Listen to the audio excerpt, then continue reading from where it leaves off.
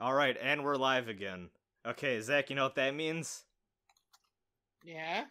Do, do, Yeah. do, do.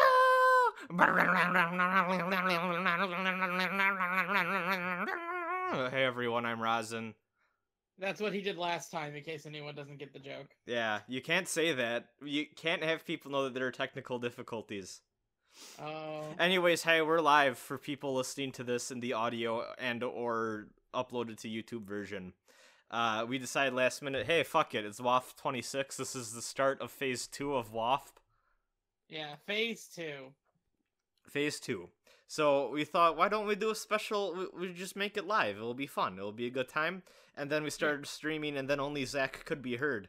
I want to avoid having any audio difficulties like we did the last episode, which was really bad. I'm sorry about that. Which started with us talking about how our audio should be fine on the new Discord setup. Yeah. And actually, honestly, you know what that was? That was actually me on OBS because I still had it set to some stream settings that I had previously done. And I keep forgetting to turn on the advanced option that lets you record audio to different separate tracks. So, like, it was all in just one big blob of an audio track, and I couldn't edit it without, like, it taking, like, forever. So I just said, fuck it, I'll restore what I can and upload it. But that won't happen this time. This time we have separate audio tracks going on. It's going to be a real good time. We can edit people's voices individually. It's great. It's great. It's going to be real good. You're going to see a big difference with Phase 2 of this podcast. Yeah. Okay, so we're going to talk about Infinity War later, but I want to bitch real quick about this 1 second. Do you know about that movie's tagline? And how nonsense it is? The tagline was, and I quote, "This summer, an entire universe once and for all." That doesn't mean anything. Anyways, so this summer, an entire podcast, once and for all. Yeah. So, Zach, I promise that we're going to start this phase off strong. I have a story for you. So, anyways, I learned today that my life could have very well have been an anime. Go on, Rasen. Okay, so I have the place to myself. Everyone else, my folks, my sis, they're away on vacation, and I have work still, and I couldn't really get off, even though I'm losing my job in a few weeks anyways, so I probably should have just said fuck it and gone with them. But I didn't know that at the time, so whatever. I have the place to myself for like a week and a half here. So my uncle comes over today. Uncle lives like way like upper like fucking close to Canada, like upper Michigan area. Like fucking nobody lives there sort of thing. Like doesn't like urban areas or even suburban areas, you know, that sort of thing. Very traditional old school man. Yeah. But he's kind of weird too. Like he really likes talking about different like fast food places and like beers that like he's like traveled around and like seen. Like that's his thing. He's also like very, very frugal with how he spends his cash to like a comical degree. But he's a fun guy. He's kind of weird, but he's a fun guy. Alright, like a McDonald's Master Roshi. No, like he detests McDonald's as his big thing, but like you get him going about Jack in the Box and he won't shut the fuck up. It's weird. Boy. Yeah, I know it's weird. But this guy, I get to see him maybe 4 times a year. So he's in town and like he wanted to stop by so that I could give him, I think it was a card for my cousin to congratulate them for graduating high school or something like that. Anyways, so what ends up happening here is he's sitting down and like adjusting his chair, and he said, "Oh yeah, you know, my knee hasn't ever really been the same since the motorcycle incident." And my ears perk up and I go, "Motorcycle incident?" So Zach, let me tell you about the blood feud of the Rosenbrand clan with some other family I don't know of that has gone on for generations. And, well, actually, it ended around the time I was born, which is why I've never heard about this. So, apparently one day, my uncle, who was young, cool... This is the 70s. This is late 70s. Uncle is, like, young, hip, and cool. He's driving around downtown late at night. Didn't have any drinks. That's going to be very important. He was not intoxicated in any way, shape, or form. Not a single drop of alcohol in this man's system. Legally proven. So he's going downtown on his motorcycle. Apparently at the same time as he's going down the street, a drunken man in a bar shouts out to his friends that he doesn't want to live anymore, runs out the door, and dives into traffic in front of my uncle's motorcycle. He runs over the dude, breaks both of his legs. Big fucking fiasco. My uncle is like, fucking launched from his motorcycle, and he fucks up his knee. But nothing else really, thankfully, which is good, because apparently he also was not wearing a helmet. So he got real lucky with that. Just his knee got permanent damage. But anyways, even though the dude, was clearly suicidal in his drunken stupor, the family sues for saying that my uncle was, not, appropriately, paying attention or whatever, it was his fault that this guy dived out in front of traffic, even though that the dude's friends openly said, well, he said he wanted to kill himself, his friends were against him even, and the fact that he broke both of his legs. Anyway, so it turns out this family apparently has connections into the, upper dumb middle of nowhere Wisconsin legal system place that we live in. So, they end up winning the case against my uncle, and even, the cop who was, there at the scene was like, yeah, man, that's bullshit. So this starts a saga between my family and this other person's family for 30 years involving people breaking into people's houses, breaking vehicles' windows, graffitiing barns, and this went on until they moved away in the 90s. The entire clan just said, fuck it, we're going to New York, apparently. I can't believe you used the word clan. How else do you describe this? I mean, family? No, this is a fucking feudal war going on. Yeah. Anyways, so what I'm saying, I think there's probably a woman around my age that belongs to that family, and I feel like we could have had a Romeo and Juliet situation going on. Fuck you. I can see it now. Yeah, I bet you can. Yeah. The tricker in the chat says, and they say white people have no culture. Yeah.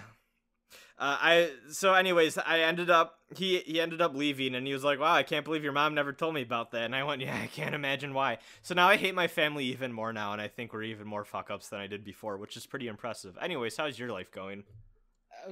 Great. Mm-hmm. No blood feuds here.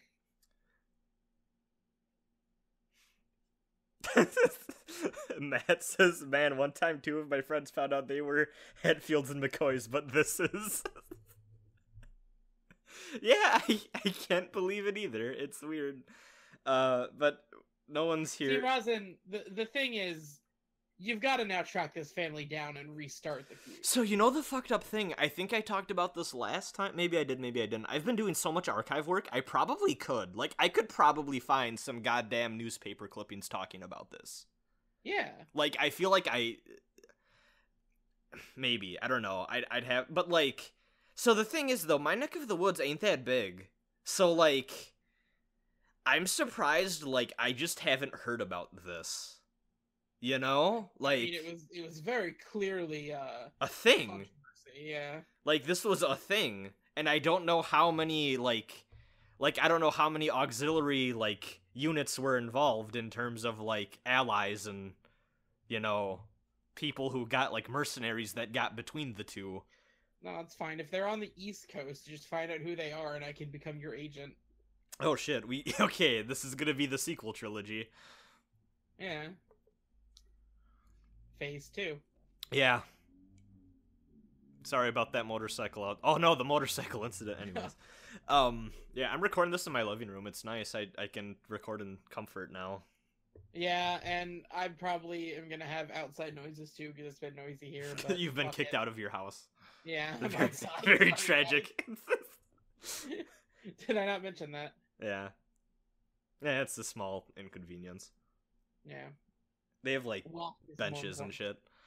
Anyways, let's get right into what we've... Oh God, stop doing that. I wasn't gonna say the news. I wasn't going to pull a Keemstar. You still started it. Anyways, well, so even more important... Speaking of family blood feuds... Oh, fuck off. So, All right. am I part of one of the big three Wisconsin families? So, Rasen, there's a reason why when you said, "Hey, do you want to do this one live?" I paused and thought for a moment. And the reason why is that this is our second live podcast. And do you remember what the first thing we talked about on our first live podcast was? No. It was me seeing Heaven's Feel. Oh. Oh, yeah. Poetry. Yeah. So I've seen Heaven's Feel. It's now out on Blu-ray and other places. Yeah. But, I mean, you know you can that find means. it with official subs if you want. Yeah, you can. Yeah, you can. Which apparently aren't the best subs, but whatever, they work. So, I have to say, a few weeks ago, like, I think actually maybe last week, they had another Fathom event, like, screening thing for the dub of the movie. And Yes. I once again was like, hey, last time was a no-go where, like, I think I needed to drive, like, 5 hours to go see it if I would have wanted to, and I could not justify that at the time. Let's see if there's a closer one for the dub. Nope. I think the closest is, like, Milwaukee, so... Yeah. Yeah, that was not available. So I was a little bummed by that, but I was like, yeah, whatever, it's coming out soon Man, anyways. You had a better experience by not seeing it in the theater, Yeah, trust me. I mean, there was no weird weebs in my room, like... Yeah, except with- for you. Oh. Oof. I You walked right into it. I don't have any Fate merchandise to shake around, and I have no one Yet. to yell. No, listen, I'm not gonna lie. If that Shiki Nendo goes down in price, I'd buy that. Nothing else. Nothing else. Yeah. Nothing else. So, I saw Fate Stay Night Heaven's Feel. Right. Presage Flower, as it's called. I thought it was good. Okay. Are we gonna do spoilers or no spoilers? What does the chat want? I feel. Oh. Okay, chat, tell us. Should we do spoilers or no spoilers? Because I could go either way. I don't know how much there is to spoil, honestly. Well, there's a bit. Yeah, but... there's a couple of things towards the end. I like Buff and Thumb's response of, it's fate. Yeah. I think the general consensus is no one cares. Okay, so, here's my initial takeaways. Okay. 1, that movie is beautiful. Yes. 2, Sakura and Shiro's early dynamic is way more interesting to me than Shiro's and Rin's ever was. Yes. And 3, fuck off, you're not allowed to have a Type Moon production 1/4 of the way into your movie. You can't do the opening credits 30 minutes into a 2-hour movie. That should be illegal. But Rasen, do you know why it works? Yes, because they use that to abridge all of the shit you've seen, which I greatly appreciated. So they use it to abridge all the shit you've seen, and also, hey, 99% of the stuff before those opening credits is new material. Oh, really? Yup. It's like 15 to 20 minutes of new material.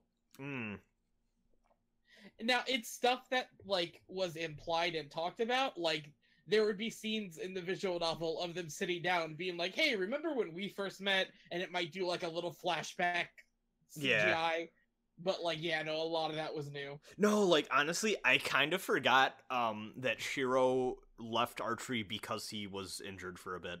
Like, they talked about that, but they never made a big deal out of it in Unlimited Blade Works, so, like, you just kind of forget and you just remember, oh, he quit the club. No, so actually one thing, because I'm going to talk about Tsukihime a little bit later on too, but one thing that I've just kind of decided, anytime Nasu is doing, like, the day-to-day, like, oh, we're eating, or, like, oh, we're hanging out at school stuff, vast majority of the time I want to fall asleep. I just don't think he's very good at doing that in a way that makes me care. I think this movie, though, did it rather well. This movie did it better than the visual novel did it, that's for sure. Okay, that's good. Because even Karno Kyokai, which, like, I don't mind it as much there. Maybe it's just because, like, they're movies, but, like, even there, I was, like, getting a little, like, this is going on maybe a bit too long, but... I think this movie is very well paced. Mm-hmm. I think that you get the sense that all of the day-to-day stuff is very clearly building to something. Yeah. So, like, I think that's what helps it work. It's not just like, here's a scene of them walking down the street and looking at a stuffed animal. And I feel, so playing Tsukihime, I kind of understand why those scenes. So, one thing I, honest to God, did not understand about, like, the series beforehand was, like, how big of a deal in the visual novels they make of, like, hey, this is happening day by day. Like, this is a day-to-day thing, and they really tried to ground you in the characters' lives, and, like, you know, they go to school, they have responsibility, like, all of that stuff or whatever, which the show is, like, obviously, when you're doing an adaptation for TV or movies, those life bits are the things you cut, obviously. Yeah, you have to. Yeah, and, like, while I appreciate and respect the idea, like, hey, those are giving us insight into, like, these people's lives, and also it's kind of giving you more of a realistic grounding for the story and making it a little less traditional shonen-y. A lot of it is just like, oh, whoa, you've been missing class a lot, man. What's the deal? And it's like, I don't need this. And also, the standard in every single Type Moon story that has now come back full force in the Heavensfield movie. Have you heard about these weird killings lately? I still love how every Japan thing where there's, like, dumb supernatural bullshit going on that's secret, the response is always, well, a gas leak. Like, every fucking time. It's incredible. Devil Survivor does it. Fate does it. It's, so good. Okay, so I have to say, so I know she's there in Unlimited Blade Works, but the chick who gets bitten by Ryder, what's her name again? It starts with an M. Let's just call her M. I'm just gonna call her M. Like that? Yeah. So when she first shows up in the alleyway, I thought she was Shiki. Because she has the hair, and then she said the name, and I was like, oh no, I'm a dipshit. I was like, the Type Moon designs, man. I was like, why the fuck didn't Zach tell me about this? I would have been way more excited for this movie. Oh man, can you imagine? That'd be great. No, you just gotta play Fate Extra for that. Yeah, I do. No, but yeah. So that happened. Okay, so I guess the only real complaint I have with the movie is I feel like I wish the final fight was a bit more climactic feeling. Because I mean, it's part one of a 3-part movie series, but like... That's the problem, yeah. It's adapting a final fight that was not a final fight. I feel like, considering what the end result of that fight is, and like, hey, I have a feeling, or honestly, just from what I know that, like, becomes really important later on, it leads to some stuff. I feel like you could have maybe puffed that up a bit for this adaptation and make it more of like a big climactic thing, because as it felt like I was like, oh yeah, I finished an episode of a TV show. It kind of ends a little flat, but otherwise I enjoyed it a lot. Very clearly the best animated Type Moon thing I've seen as well. It's beautiful. It's one of those things too where it's like, yep, they got the movie budget back. Yeah. We finally surpassed Karen no Kyokai in terms of visuals. Not something I could recommend to anyone who hasn't seen Zero and Unlimited Blade Works.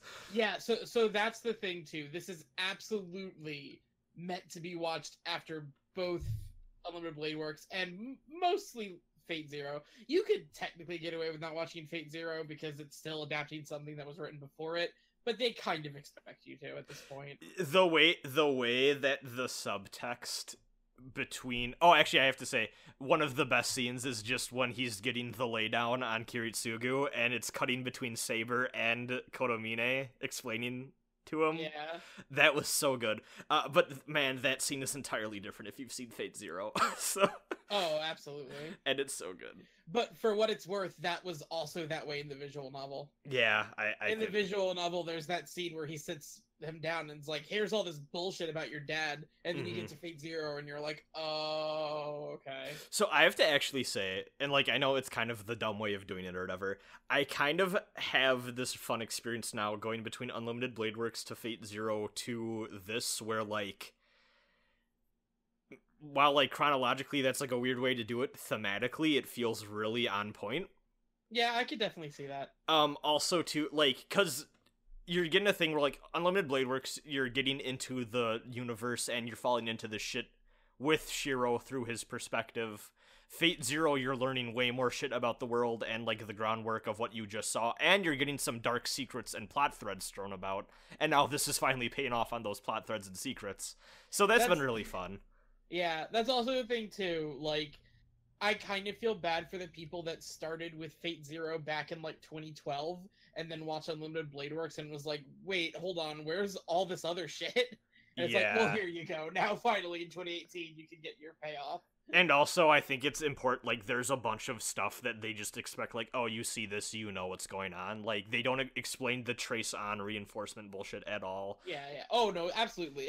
Because the visual novel was the same way, because you had to do the roots in order in the visual novel. Yeah.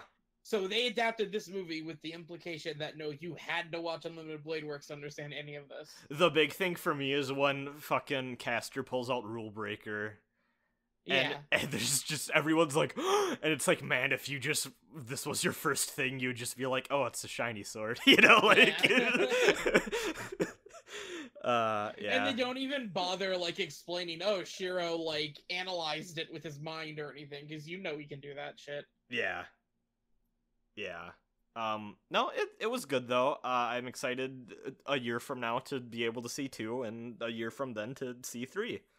So, so that's the thing, man. Like, Heaven's Feel is a lot of people's favorite route, and I was really worried about movie 1 because all the good stuff is very backloaded in that story.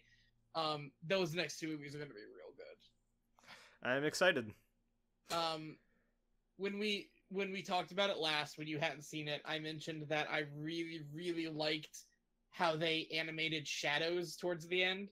You now know what I'm talking. Like, I don't know how to explain it, but like when the shadows come out for Caster and then Caster vanishes, it's animated in a way that looks like a shadow is just getting like quickly erased.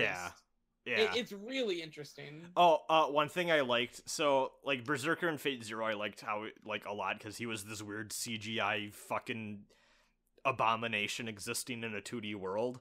They kind of did this weird reddish aura thing with Berserker this time around that made him look like a little bit more like he was standing out too, and I really liked that effect a lot too. Yeah, we also got 6 CGI cars. Yeah, those were a little but everything involving Lancer in this movie and his fight scenes with True Assassin, that's what the cool kids call him, I've heard. So that bit makes me laugh because like, so True Assassin was kind of like a name in a technical sense, in the fact that like you learn in Unlimited Blade Works that like the assassin we knew was like some bullshit that Caster summoned. Yeah, and like the other assassins he just never shows up in the other routes, right? Yeah, I mean, there's reasons for that that'll be explained later, but okay. It's a thing of like when you go into the stats, it's like, oh, this was the true assassin. Yeah. And fans it's an easy thing to refer to him as True Assassin. So when there's a line in this movie, those guys are going, it's the True Assassin.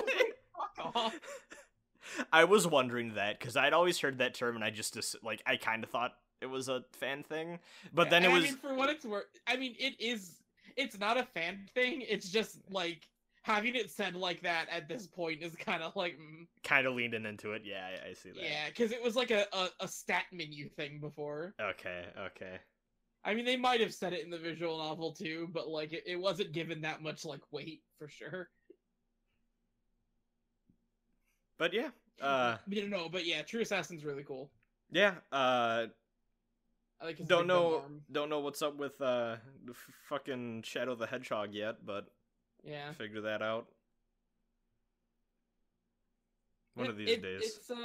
It's a good movie, but definitely meant to be the final Fate thing you watch. So yes, okay. The final of mainline Fate. So speaking of that Shadow the Hedgehog thing, so I have to say, I have to clarify. So be careful about which stream you find of this if you go that route, because there's a version flying around with some pretty messed up subtitles that aren't official, and you may be better going on a cat site, let's say. Yeah.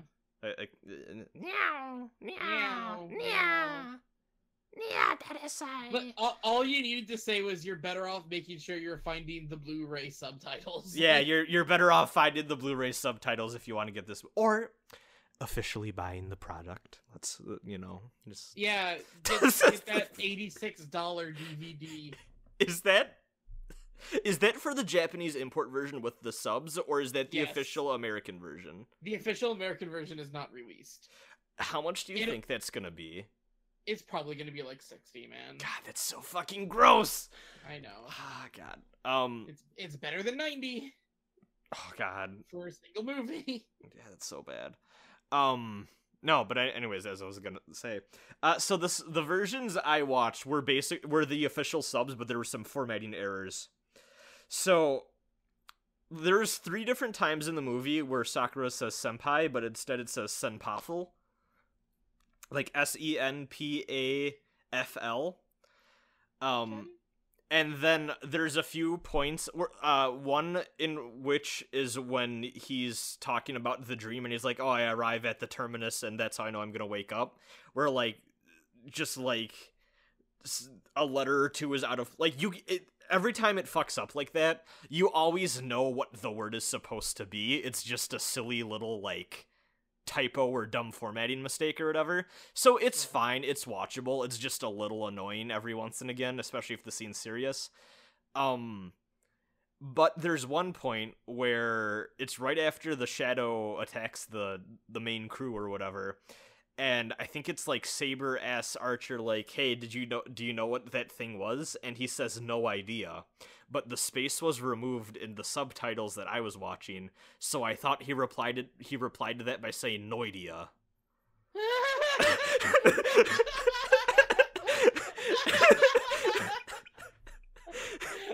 And I was like, what the fuck is no idea? You're not gonna explain this? And then I was like, wait, no, that's supposed to be no idea.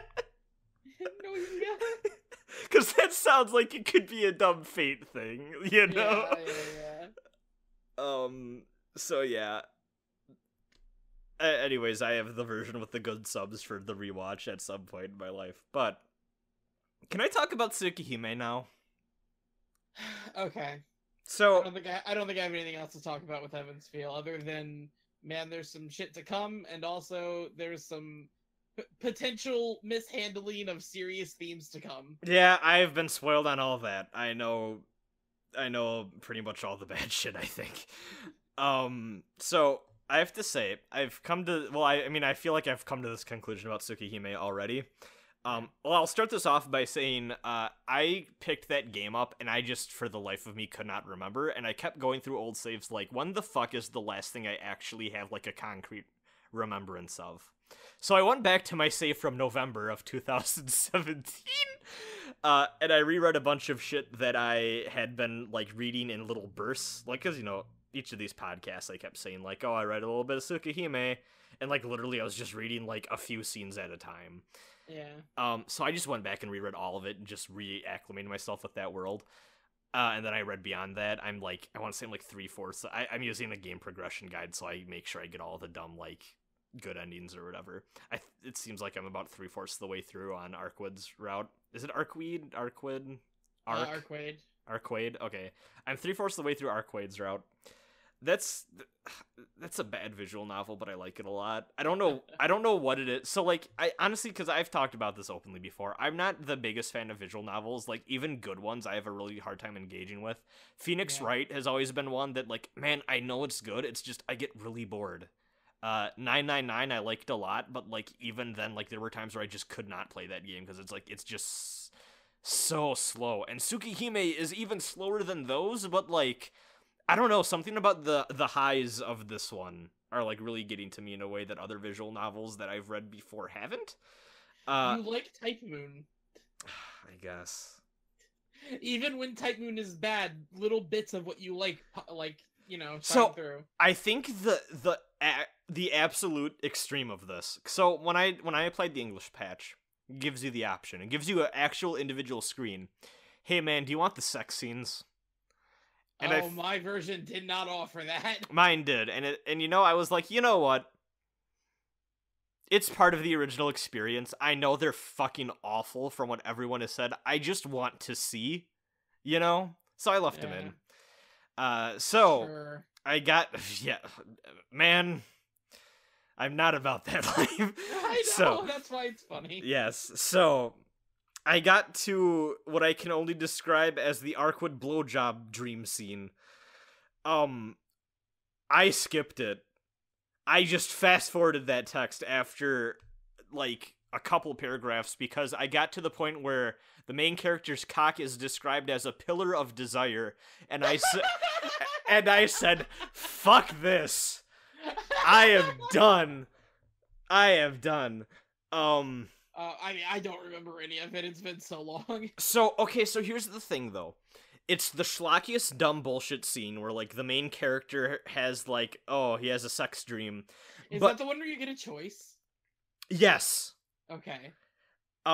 So here's the thing. Yeah. The context of that scene is that this happens right, like, a day or two after you beat Nero Chaos. Yeah. And which is a really good scene. Yes. And Arkwood says, hey, I sent that to you because I felt bad I didn't give you any other reward. So I sent my succubus familiar to give you an erotic dream. Yeah. So that you could feel good and feel rewarded or some bullshit or whatever. Yeah. And, like, I like the dumb world-building element of, like, rewarding someone with a dream a lot, and, like, the dumb magic stuff, but the context of that dream is just, not the context, the content of that dream is just the dumbest shit. And, like, even within the absolute worst, there's still world-building dumb bullshit where I'm like, yeah, a dumb vampire sent you a sex dream as a payment. Yeah, you know, like... Oh, what if God. I told you that becomes super important in the sequel? Fuck off! Oh! So, okay, I wonder what that scene becomes in the non-hentai version. Yeah, I mean... Like, do they just skip it? Because that would be confusing, though, too. Okay, so the Fate Stay Night patch that offers that replaces those scenes with the scenes from the PS2 version. There is no... I didn't know there was a Tsukihime PS2 version. There's not. I'm talking about Fate Stay Night. Oh, okay. There's no equivalent of that for Tsukihime, so it probably just skips the scenes. Okay. So it probably makes no sense. Okay. Yeah, that was something. Also, okay, so, like, I have one gripe, and I kind of hate when this happens in Only one?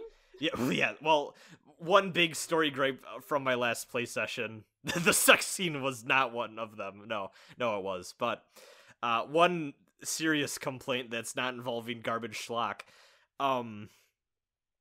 So there's a part where you talk to Arkweed, and you've seen some news broadcasts that are like, oh, these vampire killings, because that's what the media nicknamed them. The vampire killings. That's not on the nose at all. Haven't stopped, and then the main character goes, but Arkweed, I thought we killed Nero Chaos, and Arkweed goes, well, I guess we killed the wrong vampire. And, like, I just hate when that happens in anything where it's like, oh no, he's just a vampire, he was just around.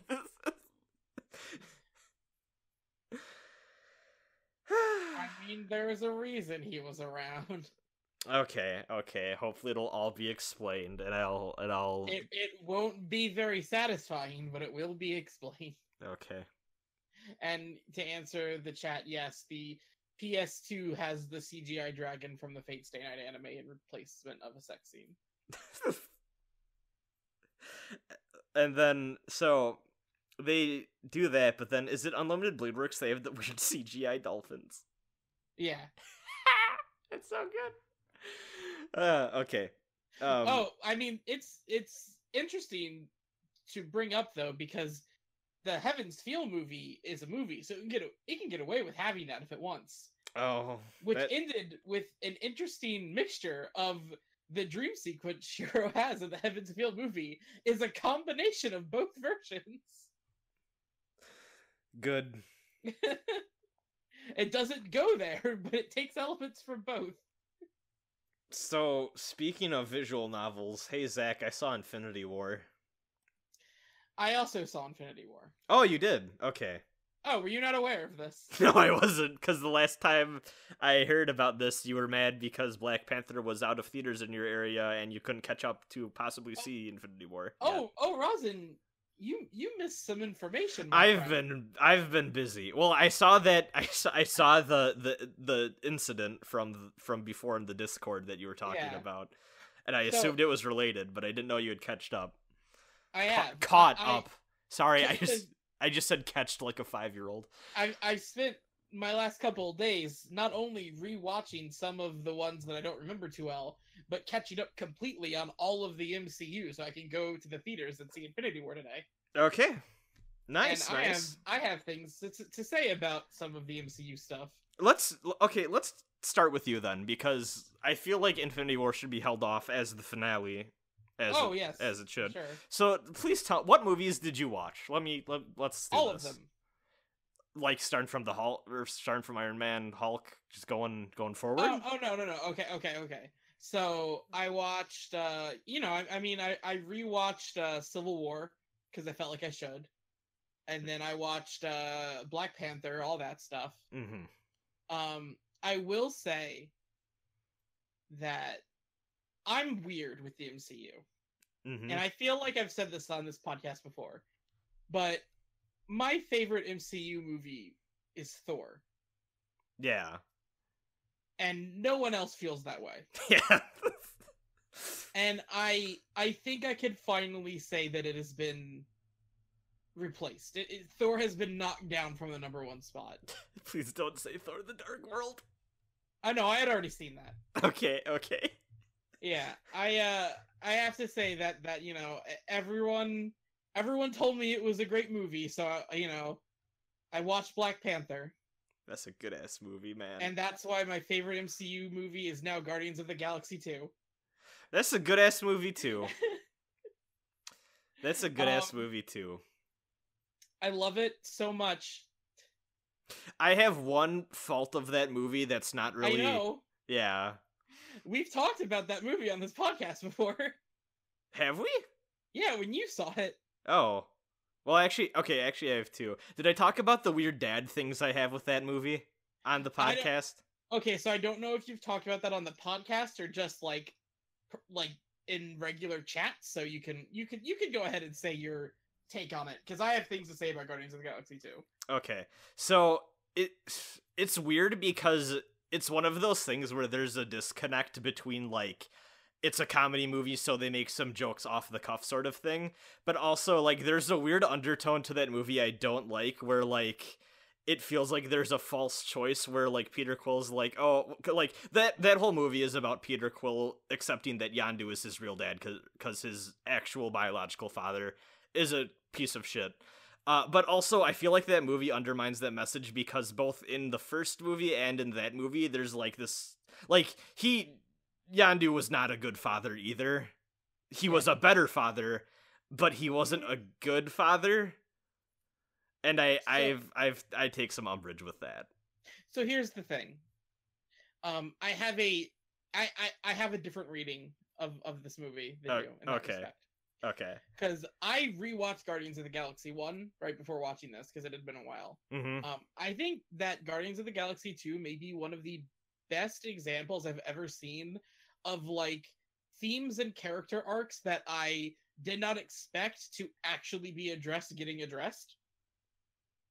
They really went places with these characters that I was not expecting them to really dive into. Mm-hmm. But my takeaway from the movie is that it's about the cycle of abuse. Yeah, I could see that too. And Yondu has the line that everyone likes, where he says, he may be your father, but wasn't your daddy. But the line right after that is more important, where he says, I'm sorry I didn't do any of it right. I don't think the movie is saying that Yondu was good or better. I think it's saying that Yondu has right now made the choice to try to make amends for his fuck up. Mm-hmm. And Peter accepts that. Yeah, I could see that. I think maybe it could just be the weird Star Warsian funeral scene that, like, Yeah. kind of And puffs that up in a weird way for me too. But I accept that reading too. That could also be a thing. So I may have had issues with that scene if I was not crying my eyes out over fucking Rocket Raccoon. I swear to God, I have never felt more emotional over a CGI cartoon raccoon. So actually, like, in general, that movie, I think, did that movie or Spider-Man come out first? I can't remember. I don't know, because I didn't watch either of them in theaters. I did, which is the bad thing. Let me pull up the list, actually. Keep talking. Sure. No, yeah, Rocket Raccoon has a really, really good character arc in this movie that actually lets it take itself seriously, and he kind of gets, like, the last scene of the movie dedicated to him, and the way it's written and directed actually, like, I was actually in tears over it, so... Okay, so... Guardians of the Galaxy Volume 2 did come out first, and then Spider-Man, and then Thor, and then... Guardians of the Galaxy Volume 2 is the very clear first point in that series where they're starting to take the criticism to heart, hey, your villains fucking suck. Yeah. And while Kurt Russell of the new batch of villains is probably my least favorite, he's still pretty damn good. I thought that he was a lot more fleshed out than any of the other ones up to that point, and I was pretty impressed. Yeah, he's my favorite Like, villain. just the scene where they're playing catch, like, really won me over. Yes. That performance, it was really good. I also... Oh, man, there's so much I like about this movie, and I really probably... I, like, wrote down notes, but I don't even think it matters at this point, because, like... I love how he actually offers Star-Lord the ability to be a Star-Lord, and, like, a lot of this movie is about Peter overcoming his ego. Haha, get it? Like, there are so many fucking, like, themes going on here. Yeah, it's, oh man, okay, so there's one thing, I know this, within the, because, like, Guardians of the Galaxy has its own dedicated fan base outside of just the MCU stuff in general, too, because, Yeah. like, hey, those movies are huge.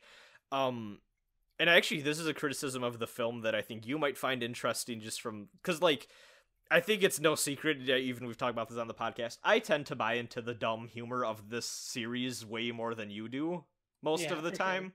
Sure. For sure. This is the one movie where I think I actually had a problem with the humor, and it wasn't necessarily even the writing. I don't think the jokes are bad. It's the fact that almost every scene for the first half ends with a gag of some sort. See, I felt that way worse than Thor Ragnarok. It, like, maybe, because I could see it for that movie too, but I don't know, something about that one, like, it just won it over more for me, but, like, I think part of it was just, like, the Guardians of the Galaxy 2 jokes just were more predictable to me, and there were points where in my head I was thinking of, like, the punchline before it was happening, and with Thor I had that a little bit less, I think. So I can definitely see that. They are more predictable punchlines, but I would say they're only more predictable punchlines because they're playing off of well-established character dynamics. Yeah. And I think the reason why I'm okay with it in Guardians is because I admittedly probably read a little too deep into this movie. I've pretty much almost watched it an entire second time at this point too, because I went back and rewatched scenes I liked. It's one of the few on Netflix too, which is nice. Yes, it is. So, like, when there's a scene and Rocket, like, the scene ends with Rocket making a snide comment, and it's like, haha, that's a Rocket joke. I am willing to further go, like, oh yes, further insight into this character's pathos, you know, like... With Thor Ragnarok, I really, like, I did not give a fuck about the Rock Man making a joke at the end of a scene. So... I just have accepted that the Rockman isn't funny, but I still love him. I rewatched that movie recently. I like the Rockman. He's stupid. I like him a lot. Fuck off, Ghost. In Guardians of the Galaxy 1, I did not expect, like, the Gamora Nebula subplot to be that fucking deep. Oh, that's my favorite part of the movie, actually. Like, man, this movie deals with some shit. I think the scene that I always think about from that movie is when Nebula loses and just has a fucking temper tantrum.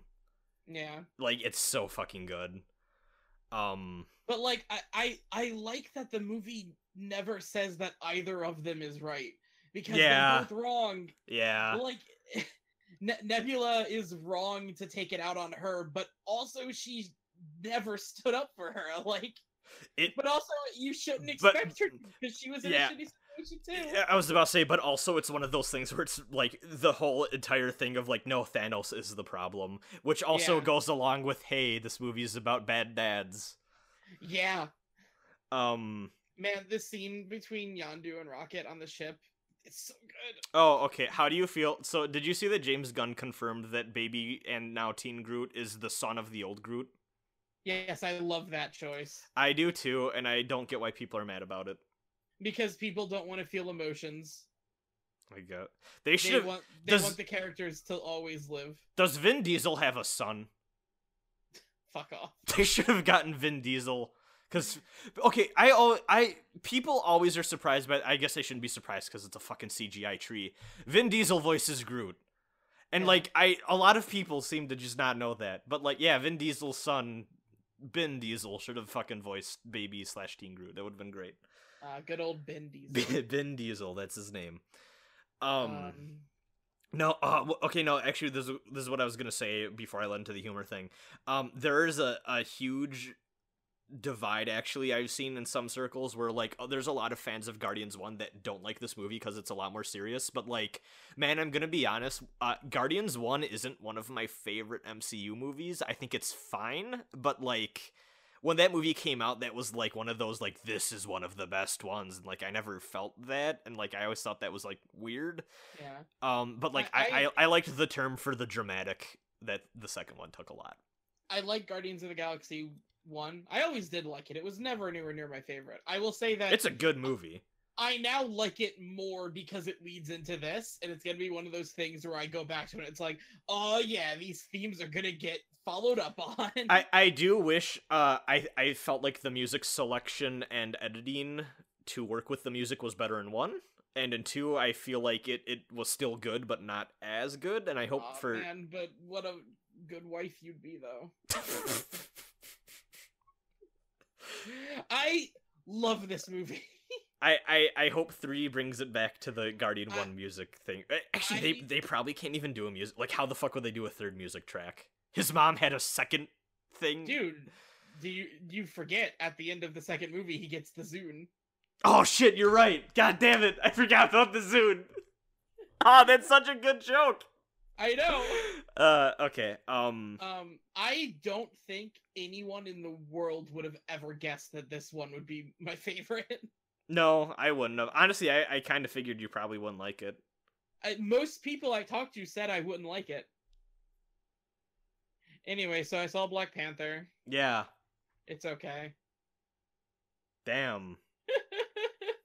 Damn. I posted on Twitter the other day that I was gonna have some hot MCU takes. Damn. Okay. And I think Guardians of the Galaxy 2, 10 out of 10. Black Panther, it's like a 7 out of 10. But Killmonger, though. Okay, man, he was my biggest disappointment. What? Alright, here's the thing. Okay? And yes, we're getting into Black Panther spoilers, everyone. We're gonna get into Infinity War spoilers, too, so... Wait, did you watch Spider-Man 2? I watched that a while ago. Oh, okay. Okay, so... Black Panther. Mm-hmm. I feel like this is an issue of the movie has been overhyped for me. Okay. And specifically, Killmonger has been overhyped for me. Okay. I went in expecting a lot, and I probably should have tempered those expectations. He is a very charming person and a very good actor. I was really, really disappointed that his motivations ended up being like, oh, your dad did a mean thing to my dad, so fuck your family. I thought it was going to be more like politically and idealistically motivated, but that shit really fell apart, and it just became like, no, your dad did mean to my dad, so I will kill your whole family and everyone you've ever loved. And I was like, this is weak. I don't know. I liked it. I feel like part of it was implied because of the situation he was forced to grow up in as a result of his dad dying. Yeah, but like that's clearly not Black Panther's fault. And I've never been a fan of motivations being like your family did something bad to my family, so I will now the motorcycle incident. Feud. Yeah, like the blood feud against your whole house because of one person thing. I never, and maybe it's just because like I have very, and honestly this plays into my feelings of Guardians of the Galaxy 2 as well. Like I'm not going to get into it, but I have very complicated relationships with family, and I never view family as that much of a thing like that. So I like to view people as individuals more. See, my take on that, and to be fair, I haven't seen it probably as freshly as you have. My thought of it wasn't so much like I knew there's definitely clearly some like blood related like animosity there, but I viewed it more as his main thing was he just wanted the throne so he could do like his next big step in terms of the Wakanda stuff, and like T'Challa was just a like obstacle in the way of that. I viewed the throne and the power that held with it more as the main goal than the revenge, if that makes sense. And like that's what I wanted it to be, but unfortunately, as the movie goes on, all he seems to care about is the revenge. Like once the fight actually starts, he says some things of like, "I'm gonna do this, so your whole family will be. I'm gonna kill everyone you've ever loved." Like it just feels very revenge motivated, and I just wasn't into it as much as I was hoping I would be. Okay, like, but those dying words though were some good shit. Yeah, of course. Like I think it's a good movie. I did enjoy it. I just think it was overhyped. It was one of those movies where while watching it, I like little nitpicks kept getting up, and I was like, oh man, fuck. Wakabi being loyal to Killmonger is dumb. It like Killmonger's motivations felt weak, but like there was that felt like there was a deleted scene there because I felt like what that was, well, like clearly what that's relating to is like, oh, are you loyal to the government or are you loyal to who's like, are you loyal to the government or like what the government should represent sort of deal, and like she chooses that even though she knows clearly it's wrong, and like I'm not I'm talking about the like his best friend guy. Oh shit, sorry, yeah. So well, yeah, they both make that decision, kind of. Yeah, but so my thing with the best friend guy is that he sides with Killmonger immediately because Killmonger killed the guy that killed his family when Black Panther failed, and it's like, oh, according to Matt, there was a deleted scene. Oh, I mean, that's hey, weird. That was the movie then. That should have been in there. Yeah, so I think my thing is just like, my main issue with this movie was like character motivation, because I really didn't buy into a lot of it. A lot of it felt really contrived to me. So like there is something that like I haven't been able to like I've seen this from a lot of like the Black community and like a lot of movie critics from that sphere critiquing the movie, and like because you know a lot of these MCU movies and like how they represent ideology, like you get the Hegelian dialectic thing of like thesis, antithesis, they clash together, that's the hero and your villain fighting together, and then at the end usually the hero comes out victorious with the superior ideology, but there is generally some like nuance that is gained or reformation that has happened, or some of the other ideology sneaks, like there's some compromise maybe at some degree, like the original idea evolves in some way, and at the end of this movie the compromise is, well, we're gonna build a bunch of fucking STEM facilities, which kind of there's some Hollywoodism, like kind of, well, if we could just teach Black kids how to be good at the technology, all of their problems would be solved. Like there's a little bit of that in there, which I see like, yeah, that's maybe not a good note to end the movie. On the other hand, though, there is that line about like, yeah, but shouldn't we be willing to take in refugees? Oh yeah. No, overall, I thought the political stuff was very on point, and it went way further than because we talked about it beforehand, and I was like, man, I don't know if that movie's gonna go as far as we want it to, and it went beyond, in my opinion. So. And it didn't get there enough for me. Yeah, like I wish there. So like, I fucking hate it because I feel like they pushed the point as much as they could have for this big of a movie that has to appeal, like it or not, this has to appeal to fucking everyone, you know? And I wish we lived in a world where anti-racist themes weren't controversial, but sadly that's not the world we live in yet, so... yeah. So Killmonger's suit should have had the same story and energy powers as Black Panther's, but it never does. The new one with the yellow or whatever? Yeah, Black Panther has the choice of taking the purple or the yellow, but they're functionally the same thing. So then Killmonger takes the yellow, and there are several scenes during the fight where Killmonger would have been able to win if he released the energy that he should have been able to release, like Black Panther. He didn't get enough training in. Mm. Okay. But, like, it never comes up. Okay, so how about, though, that those CGI rhinos? Oh, so good. So I know I talked about it when I talked about Black Panther the first time for like basically for the whole of Phase 3 minus Doctor Strange, because one thing you can't deny, like, that movie's special effects are masterful, like great use of it.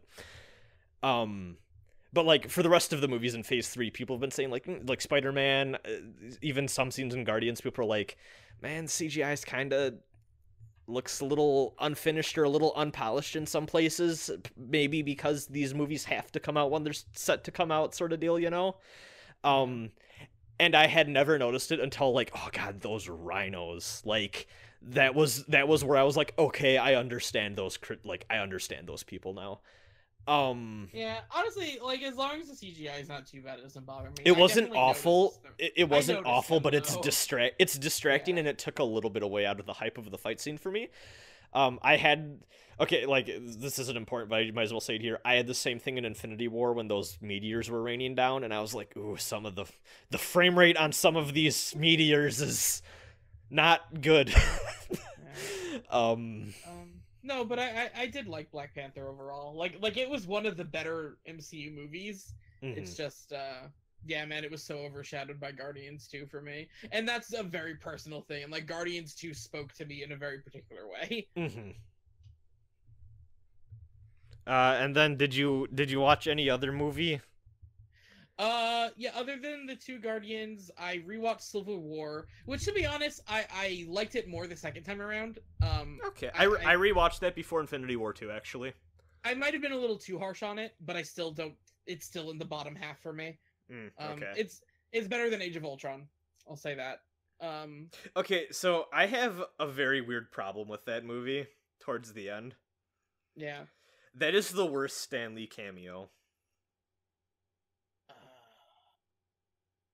Do you remember it? I'm trying. He goes to... So it's literally at the end of the movie, and he goes to Stark's house, and like Stark and Falcon are talking. He's like, yeah, are you Tony Stank? I'm fucking sorry, that is the dumbest joke.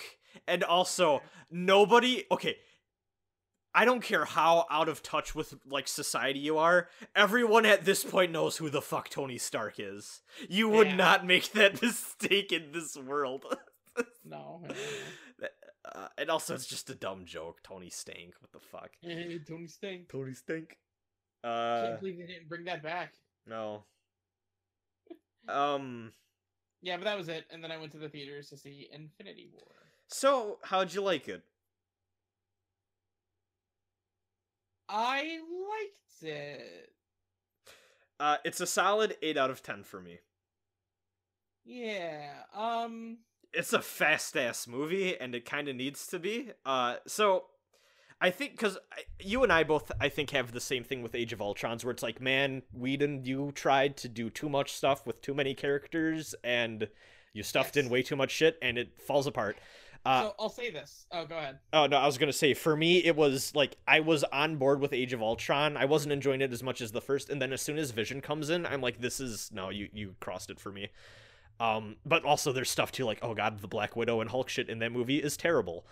And just a bunch of other, like, there's some seeding of Civil War at fucking Hawkeye's place with, like, Cap and Iron Man that feels a little on the nose, where they're, like, dick measuring contests, like chopping logs.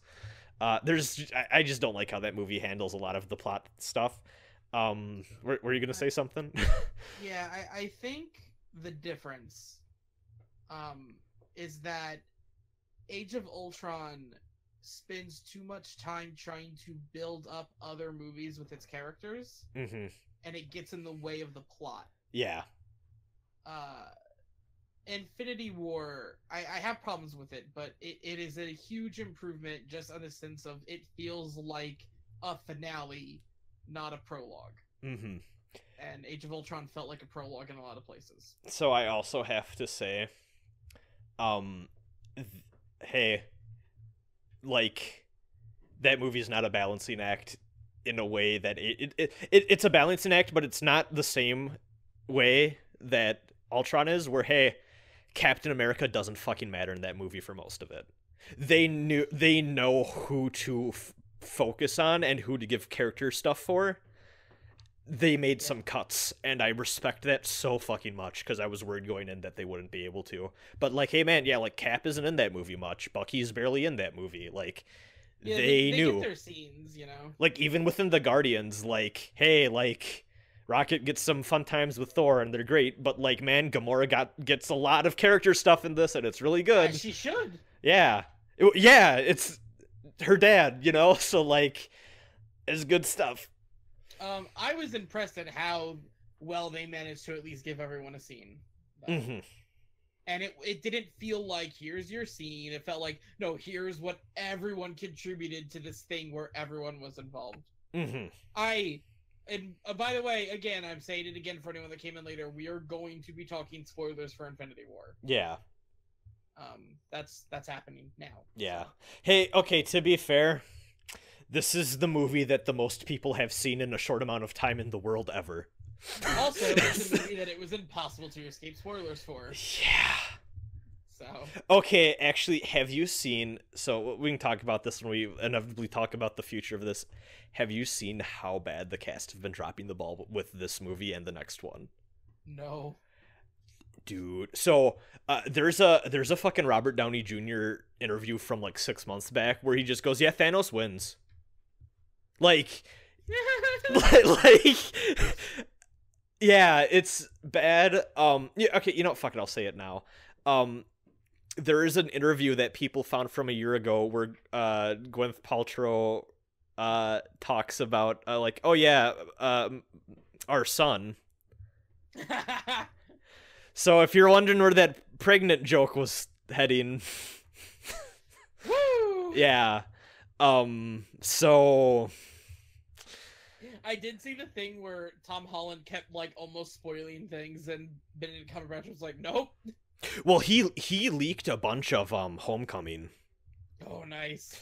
So they really had to put and I mean, I get he's a kid, like he's a little bit younger than I actually I don't even know how much younger than, I think he's like 21, 22. Yeah. I don't know, but he's a few years younger than me. But like, you know, he was good. Because I mean, like, also like that's weird because like he was like, yeah, when I was in middle school I loved Iron Man, and it's like, oh god, like you're old enough to be in them now. Yeah. But yeah, so Infinity War. I talked a lot about the previous MCU movie, so you can take this one for now. Okay. Yeah, that movie just starts and it gets going, and they're like, okay, we know what you're here for, and they fucking get on with it. Thanos' children? Question mark? So they were adopted siblings of like Gamora and co, right? Or were they different? I couldn't tell you. Oh wait, who are you talking about? Squidward and friends. Oh, I just took them to be underlings.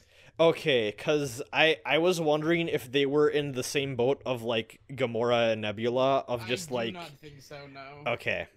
I think it's implied that all of those children are dead. Okay.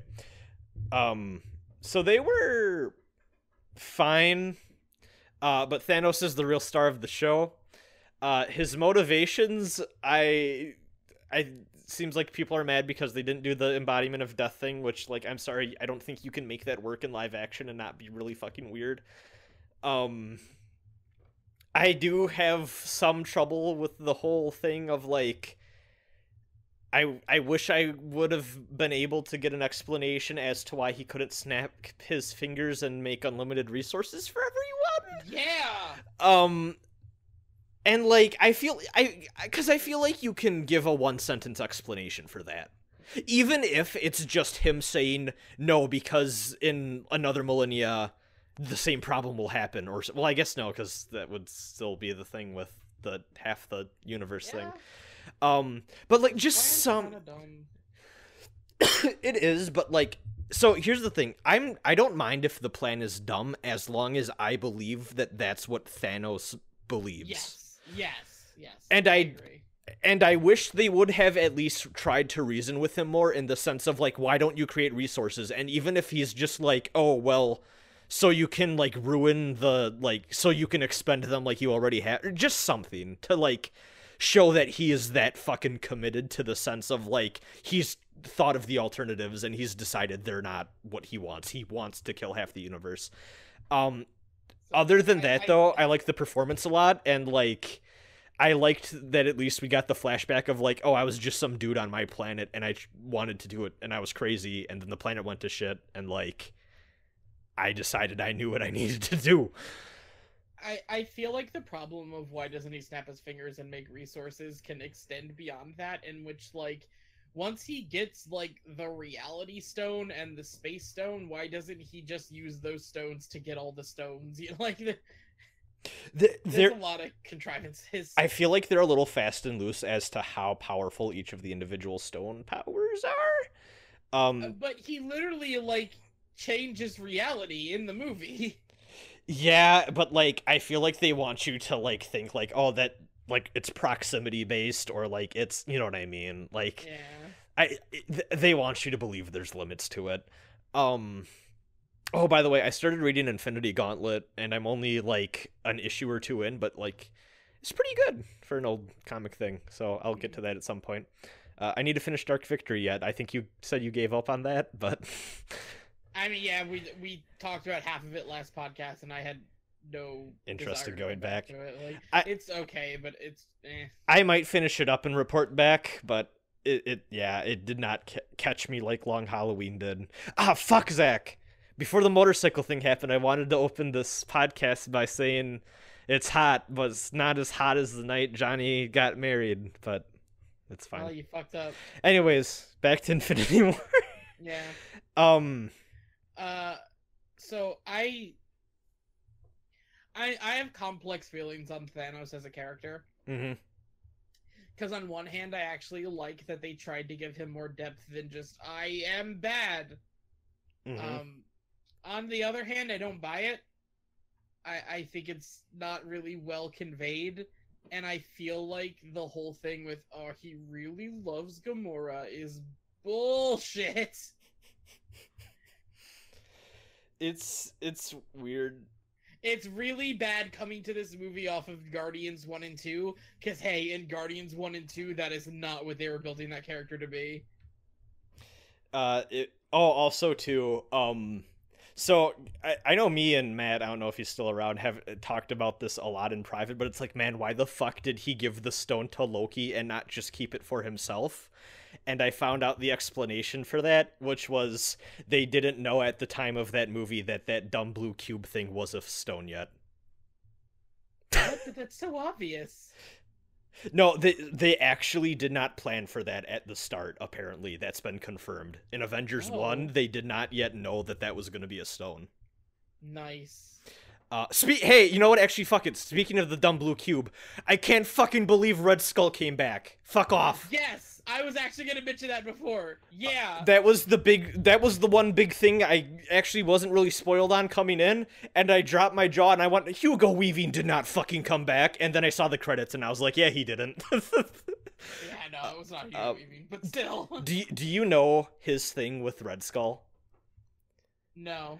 There is a really famous interview that he gave like a year or two out from First Avenger, where they're like, hey, would you come back for a sequel or like Avengers or something? And he gave the most like passive aggressive. I'm not really interested in doing those movies anymore.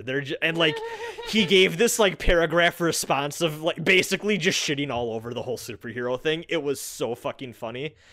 And like apparently he really just did not like the prosthetic fate, like all of that shit. He's like, it's the biggest pain in the ass, which is probably why they went for like a CGI thing this time. They went for a CGI red-faced Nazgul this time. Yeah. But yeah, I can't believe that they had Red Skull back. It's so good. I love it. Did you have the thing I did where I was like, is that death?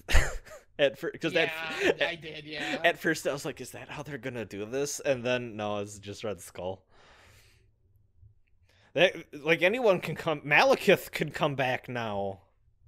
Yeah, they all can come back. All right. Well, you know what? What are there more things to say before we get to the ending? I have to. Okay, so in the theater, I laughed my ass off, and I was the only one who did, because when Doctor Strange is looking at all the variations of the timeline, that has to be a joke making fun of Sherlock, right? I don't think it is, man. It looks just like it when he goes inside his mind palace sack. Yeah, the thing is, Ross, that, like, that's a joke that was popular on Twitter, but, like, no one gives a fuck about that. Yeah, I don't know. I think the Russo brothers are woke enough. Maybe. Or at least the visual designers are woke enough. They know. I know, at least. That fucking... Oh my god, Sherlock is dumb. I haven't even seen, like, a full episode of it, but it's so fucking dumb. Every time I see... It is very dumb. Thank you. Every time I see more clips from that show, I want to die on the inside. It's so bad. For what it's worth, that's the worst scene, so... Okay. They use, like, Helvetica. Just straight up. You ain't nothing but Okay. Anyway. I'll say this about the movie. It definitely handled having more characters better than previous movies like this have done. I would say the pacing is a lot better than both Civil War and Age of Ultron. But it is very clearly a part one. Mm-hmm. And also, some of that action went on for a little bit too long near the end for me. I dug it. I dug it, especially I very much like all of everything about Doctor Strange in this movie, actually. Oh, yeah, I actually really liked him in this movie. So I have to say, so here, because I think if you go back and listen to my hot Doctor Strange takes at the time when that movie came out, I think it was just me. I don't think you saw it. I hadn't seen it yet. Yeah. My big thing with that movie is, oh, you're doing the Iron Man thing again. They did a really good job, whoever wrote the script for this. I don't think it was the Russo brothers themselves. But anyways, whoever wrote the script for this, they did a really good job making those two characters more differentiated. And also, I very much like the fact that they don't like each other, and Doctor Strange just kind of fucking hates Iron Man as, like, oh, you're some rich asshole playboy, just on principle. Because, like, when you have a character like Iron Man in that universe, there's gonna be people who just fucking hate him on principle. You know, like that should happen. And they totally, like, everything between the two, I really bought. And, like, even though Doctor Strange 2 isn't confirmed yet, and, like, hey, I have a feeling it'll probably happen at some point. I hope they take cues from this movie when writing him, because I did not care for him at all, really, as a character in his movie or in Thor, so... Well, I mean, in Thor, he doesn't do anything, so... Yeah. I thought most of the characters were written well. I like Spider-Man in this a lot. How do you feel about the now obviously ongoing joke of really old movie? I love it. It's really good. It's really good. I love it. I keep seeing people that are like, fucking stupid, that movie's not old. Sorry. No, we're just old now. That's the rules. That's the rules. That's the joke. That's the joke. Man, I'm sorry, but, like, there's fucking... Zach, when I went to the playground and started screaming about The Crow, the 10-year-olds are like, you mean that really old movie? And I cried. That didn't happen, but...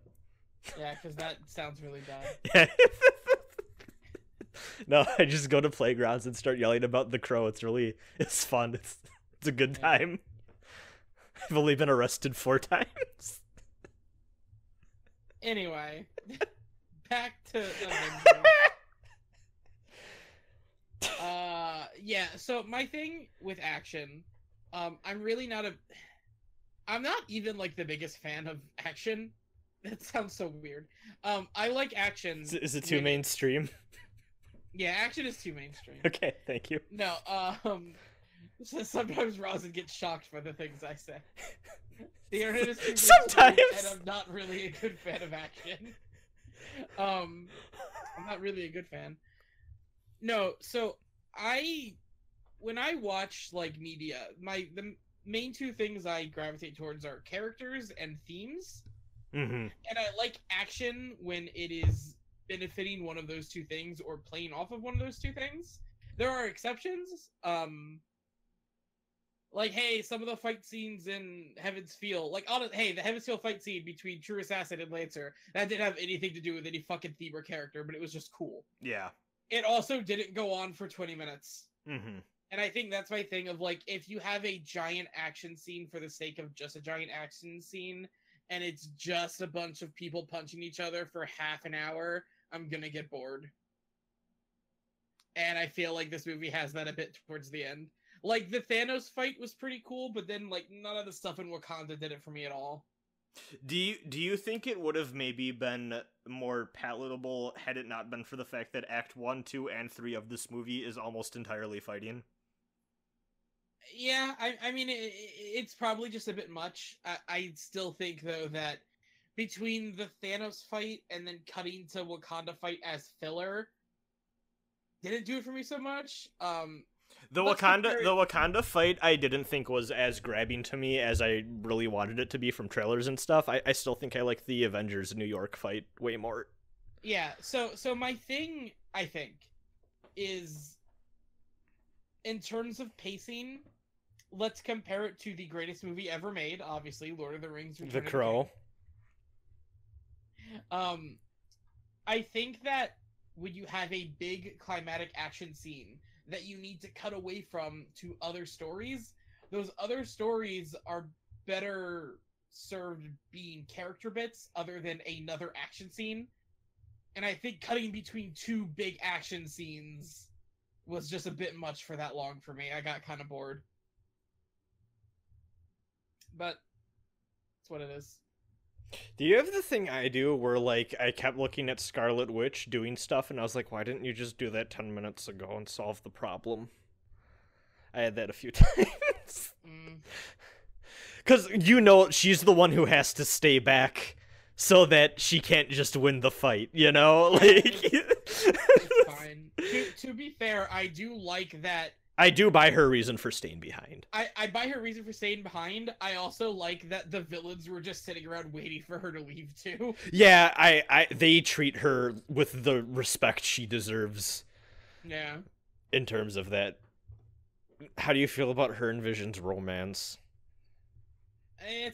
I kind of felt than Black Widow and Hulk. Yeah, you know what? I was gonna say I kind of felt nothing, but then you said that, and I'm like, yeah, I think I appreciate it a lot more now. Man, okay, so I like to read too much into things, if you couldn't tell by my Guardians 2-bit.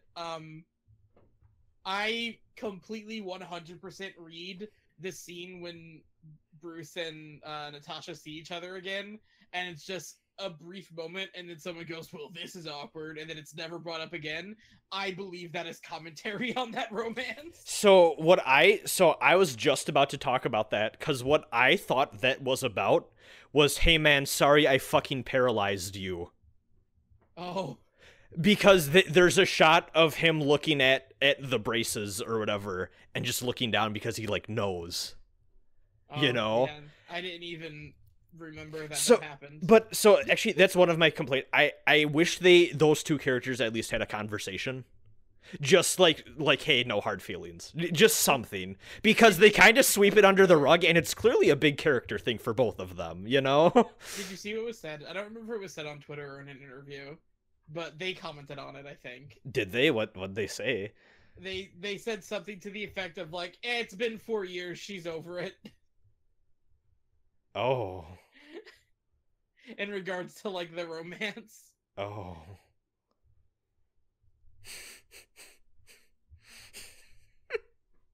I do stand by that this is awkward and then never mention it again, though. I believe that is a commentary. Okay, so there's one last thing I want to talk about because initially it was like a thing for me that I was like, but then okay. So the whole big thing of this movie is everyone fucks up and then they fail at the end. But then not really, because Strange goes, "Tony, it was the only way." And then he like fades away. And like you know that means they're going to win because like, oh, he saw the timeline where they got to do the set of actions right so that they win. So a lot of people, sorry, I fucked up my microphone.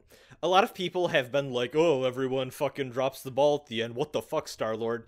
And while I initially did think, man, that moment of him waking up Thanos in anger was a little contrived and like written awkwardly. However. No, I'm gonna tell you why I changed my mind. Okay. Someone talked to me because I was telling someone about this, and they go, "Well, they foreshadowed that in Guardians 2 because as soon as he learns that his mom died, he just shoots the fuck out of Kurt Russell." That's what I was gonna say. Yeah. Yeah. Man, like that is in character. Yeah, and then I was like, "Oh yeah, that actually solves that for me." Granted, I still feel like I almost wonder if I would have written that scene a little bit differently, but even then, like that is really solid. But also too, there's part of me that like the Thor going for the chest and not the head was one where I can see why people are mad about that, but I didn't mind it, I guess. But also too, like I went into this movie just kind of thinking like, this is probably going to end on a bad note if there's a fourth movie. And like also too, like I'm fine with the good guys fucking up every now and again and having to learn from that, you know? Yeah, it's almost like that makes them interesting characters or something. Yeah. I will say, like, hey, they took part 1 out of this title, but everyone knows that this is still part 1. Mm-hmm. Like, this is not, Avengers 3 and then they're gonna make Avengers 4. This is part 1 of a 2-part movie. Like, I do think there have been like some people who just don't like it because they feel like the ways in which the heroes fail could have been more interesting, and I see like there like the one because I have another person I talked to who their big thing was they would have liked it more if Star-Lord didn't fail because he got angry at Thanos, but he failed when, like, if they had just been the scene where, like, I can't shoot her, like, that would have been something that they would have appreciated more. I kind of like that he does pull the trigger because I feel like later on that's going to be, like, that's going to be a thing maybe between them of, like, oh, that's awkward now. Okay, so, like, I find a lot of the Thanos Gamora father-daughter stuff in this movie uncomfortable because of how Guardians sets him up as an abuse figure for her. Mm-hmm. I will say that I chuckled a little bit at Thanos just going, I like him. Yeah. Okay, also part of me almost wonders if like I worded that weird. Anyways, part of me wonders though, if I feel like people maybe would have less of that if it wasn't for how the movie is edited, and it feels like it's just like dropped ball after dropped ball after dropped ball, and it does get a little funny, you have to admit, like, you know, like everyone's just stumbling, and maybe if they had thrown that out a little bit more, it would have been a little bit more like you'd hear less complaints about that, because as it is right now, everyone's just kind of, oh, whoopsies, a Thanos happened. I will say the one for me that kind of is, but again, you mentioned that maybe it'll play up in the next movie, but Doctor Strange like building up, oh, if it's between you and the stone, I'll choose the stone. Yeah. And then like there's absolutely no scene between them after that until the fight, and then it's like, yeah, well, I guess I'll choose you. Mm-hmm. Like, I feel like there should have been one more but Zach, scene in there. It was the only way. It was the only way, yeah. Okay, so actually that's going to be a problem moving forward. If he can just see the route to victory, they're going to need to do something about that. He can't have that in every movie. That's going to be a problem. Well, he can only do that because he had the time stone. Oh, yeah, that's true. That's true. So, okay, One thing. Yeah. This movie though. So here was actually my feelings, because like I really like this movie. I think it's a solid 8 out of 10. I think it's good.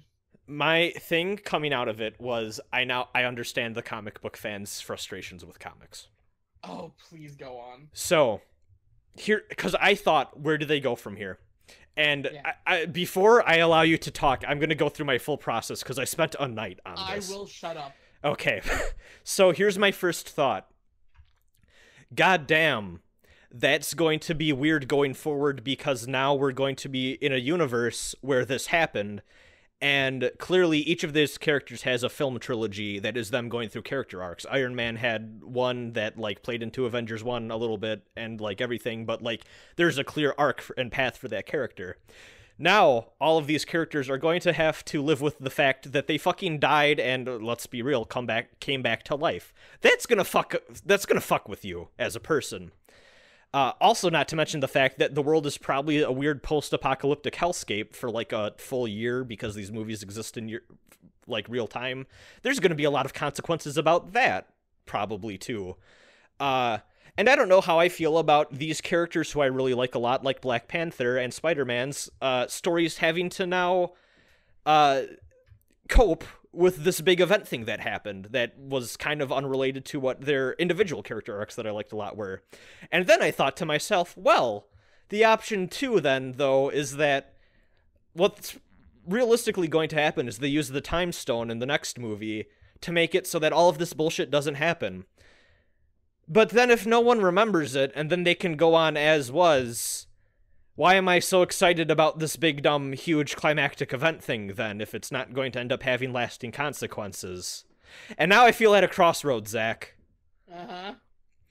And now I get why people hate events in comics. Welcome. With one movie, I finally got it. I completely understand, like, oh, this is why creators, fans, this is why everyone fucking hates these things. It fucks with everything. You really hit, you got it. right down to like, oh, this interrupts all of the stories that were going on. Incredible. Granted, I feel like this is going to be less of a problem with this universe in particular, because, hey, we're only going to get one of these a decade, probably. Yeah. But so, still. I'll say this about event comics. I think they can work really well when they are about a particular thing, and it is everyone coming together to deal with this thing, and then they go back to their thing. Mm-hmm. Event comics that are constantly like, this changes everything, are always going to be a problem. Yeah. Yeah, like, even then, though, there are some that work. Like, I come from the DC side of things, as I have said before, and, like, I remember, I mean, I need to reread it, honestly, because it's been a long time, but I remember loving Infinite Crisis at the time. Mm-hmm. Not the time that it came out, because I don't think I read it when it came out, but the time I read it, which was a couple years after. Mm-hmm. But I liked Infinite Crisis as a self-contained thing.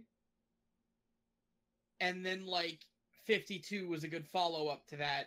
But then you go to, oh, what was Batman doing after this? And it's like, oh, they had to write, because of Infinite Crisis, they had to do this and this, so that story had to stop. Mm-hmm. And it's like, it's just a problem. Yeah. Yeah. So I am...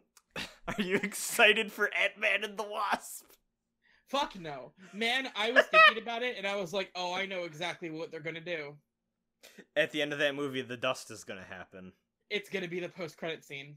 Oh, okay. So, you know what? Yeah, but also, I would love if at the end of it, because they're gonna fucking kiss in that movie. Yeah. Like, my thing is, like, I would love if they're just mid-kiss, and then Ant-Man just, like, poofs. Actually, no, it'll be the Wasp. But, like... and then he'll just go like, oh, and then cut to credits. But no, it's gonna be the post-credits fucking scene where they're gonna, like, he's gonna wake up and be like, hey, honey, and then, oh no, it's just dust here. I don't know why, I've been watching Rocky, so now everyone's just Rocky. In regards to post-credit scenes, I do want to give shout-outs to the fact that I completely forgot Nick Fury was a thing. Oh, you know what? He hasn't been around. Yeah, but I mean, yeah, like he was big in Winter Soldier. Hey, you know what? To your Soldier. credit, I remember Nick Fury. I forgot Maria Hill was the thing. Yeah, like they step out of the car and I'm like, oh yeah. Oh, okay. So maybe I just needed to be watching Agents of S.H.I.E.L.D. So I had two things actually other than for the ending. So I have not had the experience since The Desolation of Smog, where cut to credits and then in the corner of the theater you just hear from a little child. Poor kid. Because kids don't understand the concepts of sequels. Nope, they're all dust. He doesn't. Yeah, fuck you, kid. Spider-Man's fucking forever. You know what? He'll probably get a lot more out of the next movie, though, when time comes for that. Yeah.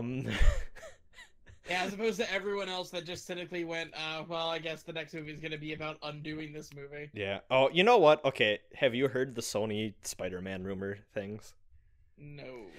There's some rumors that apparently after Spider-Man 2, they might just take their ball and go home with that character again. And that sucks if that happens. I don't care. Okay. So here's the thing, man. I feel like that might depend on how well Venom does. Yeah. And you know what? That movie didn't look... That trailer was not as terrible as I expected it to be. I actually was like, huh. It's pretty good. Yeah. I think I'll see that in theaters and, like, not be upset about it. Unlike how in a few weeks from now, Solo is coming out and... Oh. Okay, so here's my thing with Solo. Real quick. They just had the, like, oh, we're gonna pay a bunch of fans to come go see it thing. Yeah.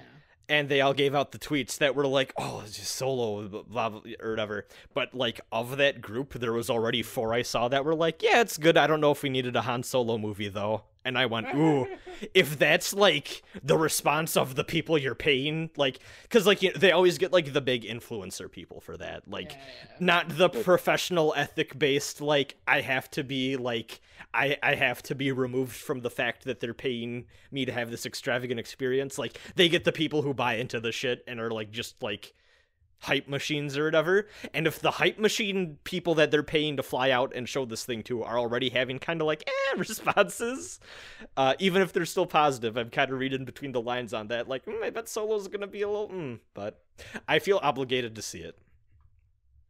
That's a bad thing. I know that's really fucked up, but like I feel obligated to see that movie. So I'll see that. I'll probably report back next time on Solo. Oh, no, okay, also, too. The other thing I want to talk about with the ending, other than the child crying in the corner of the theater, is when the Miss Marvel logo came, someone gasped and went, the X-Men! So that guy's gonna be disappointed next time around, but...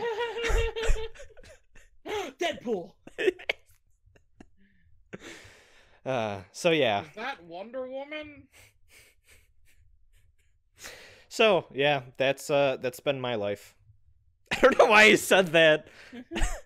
My whole life. My whole comic books. Yeah. Dude, well, like, hey, if you think about it, like, almost half my life has been Marvel movies. Oh, shut up. Like, 10 out of the 20, soon to be 25 years. Yeah. Has been Marvel movies.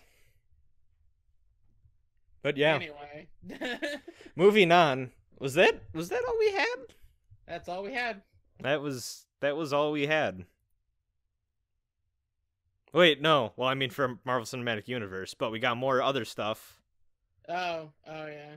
So, I wanted to talk real quick about this, because Zach, I don't know if you've seen this, and I know you probably don't care about this game. So I have some fond memories of a wee lad being a dumb high schooler and playing a lot of Grand Theft Auto 4 online, just with friends. It was a good, like, time killer, open world multiplayer game thing. That game got a patch a few days ago. This old ass, more than 10 years old PS3 game that removed a shit ton of songs from the game because the licensing ran out. Yeah. And that made me sad because, like, they weren't even songs I really listened to, but, like, because it was all specifically, like, foreign music. Like, like, the non-American, like, European, and, like, Russian, like, music stuff or whatever. And actually a David Bowie song was lost in there, too, which, you know, that sucks.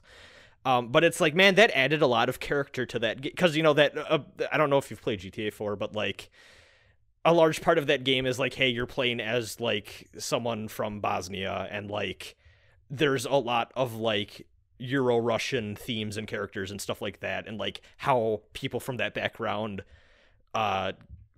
you know, kind of adapt to living in an American setting. So it's like, man, that sucks. That takes out some of the character and, like, you know, tune of that game, like, thematic, I don't know, ambiance of that game or whatever. And that sucks. So then, around the same time, Donkey Kong Country Tropical Freeze came out on Switch recently, and because of some weird fuck up on Nintendo's part, they removed the Wii U eShop version of that game so people could just not get it digitally. You had to, like, actually order it physically, which it seems like that game's still pretty expensive physically. Well, I mean, it's a Nintendo game, so of course it is.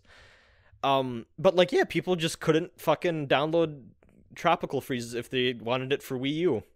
And also, because Nintendo is terrible, that also means, hey, if you had that game and deleted it and then wanted to re-download it, you just couldn't.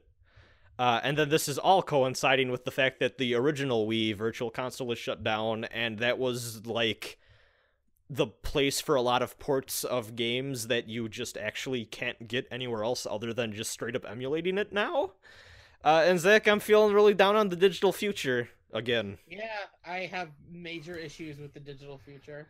And I'm feeling a little on all this. I don't like the place we're going with this. I think it's kind of crappy, the fact that, like, even games from, like, a decade past where games were less of a service and still more of a product are being affected by the games as a live service model.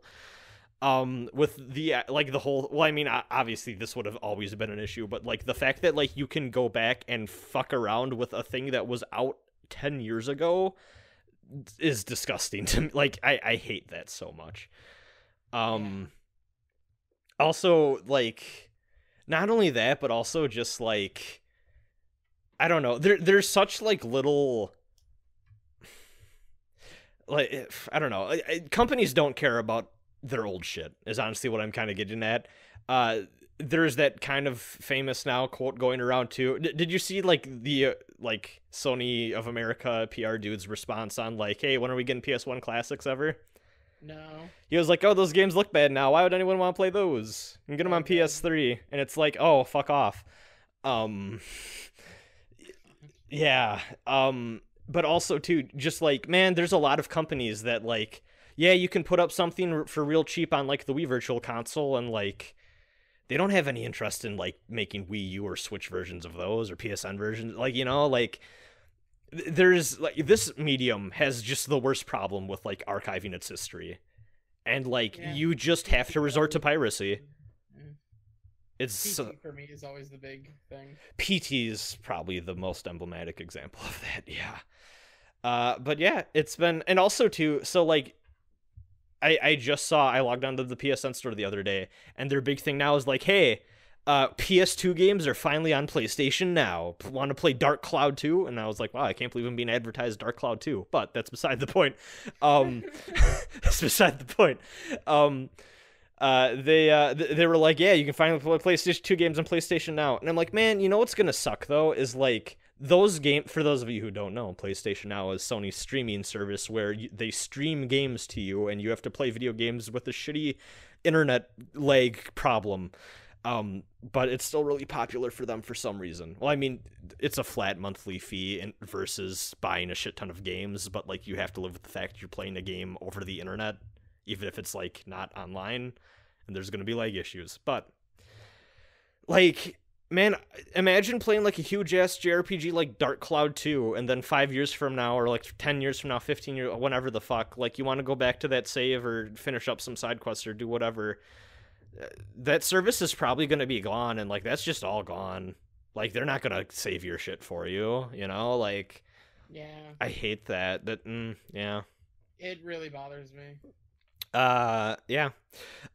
So what I have been at least approving of, PT is the one where you can't even defend that, but I do enjoy the fact that basically everyone except Nintendo has worked it out so that licenses work in the sense of, hey, did you buy it? Even if we take it off the store, you'll always have access to it. But also too, like, who knows how that's gonna work 20 years from now. So we'll see. Though that being said, I do have faith in the community around all of these things, and like, hey, like, there are games for, like, Phantasy Star Online for GameCube, like, has a fucking online community for it where they have made it work, and they have revived that as a thing you can play and get that original online experience. Like, you know, like, there's always going to be the group of fans that, like, go the extra mile to, like, get the thing running again. But also, too, what I'm worried about are the tiny things that I discovered that are really fucking obscure that no one's going to ever give a shit about that I want to get into, and it's like, oh, that's gone now. Because they're never going to have that support. Yeah. Okay, actually, a perfect example of this. I, just for the curiosity of it, because I've been playing a lot of Monster Hunter World, and I was like, you know what, it'd be kind of fun just to buy Monster Hunter 1, because it's like a shitty old cheap PS1 game, or PS2 game, and, like, it's cheap and fun. You can only get the last 3 bosses, and, like, they're the actual real deal fucking final bosses of that game if you connect your PS2 online. So guess what you can't do anymore? You can't finish that game. You just can't finish that game. Oh, no, fuck you. I've got the network adapter.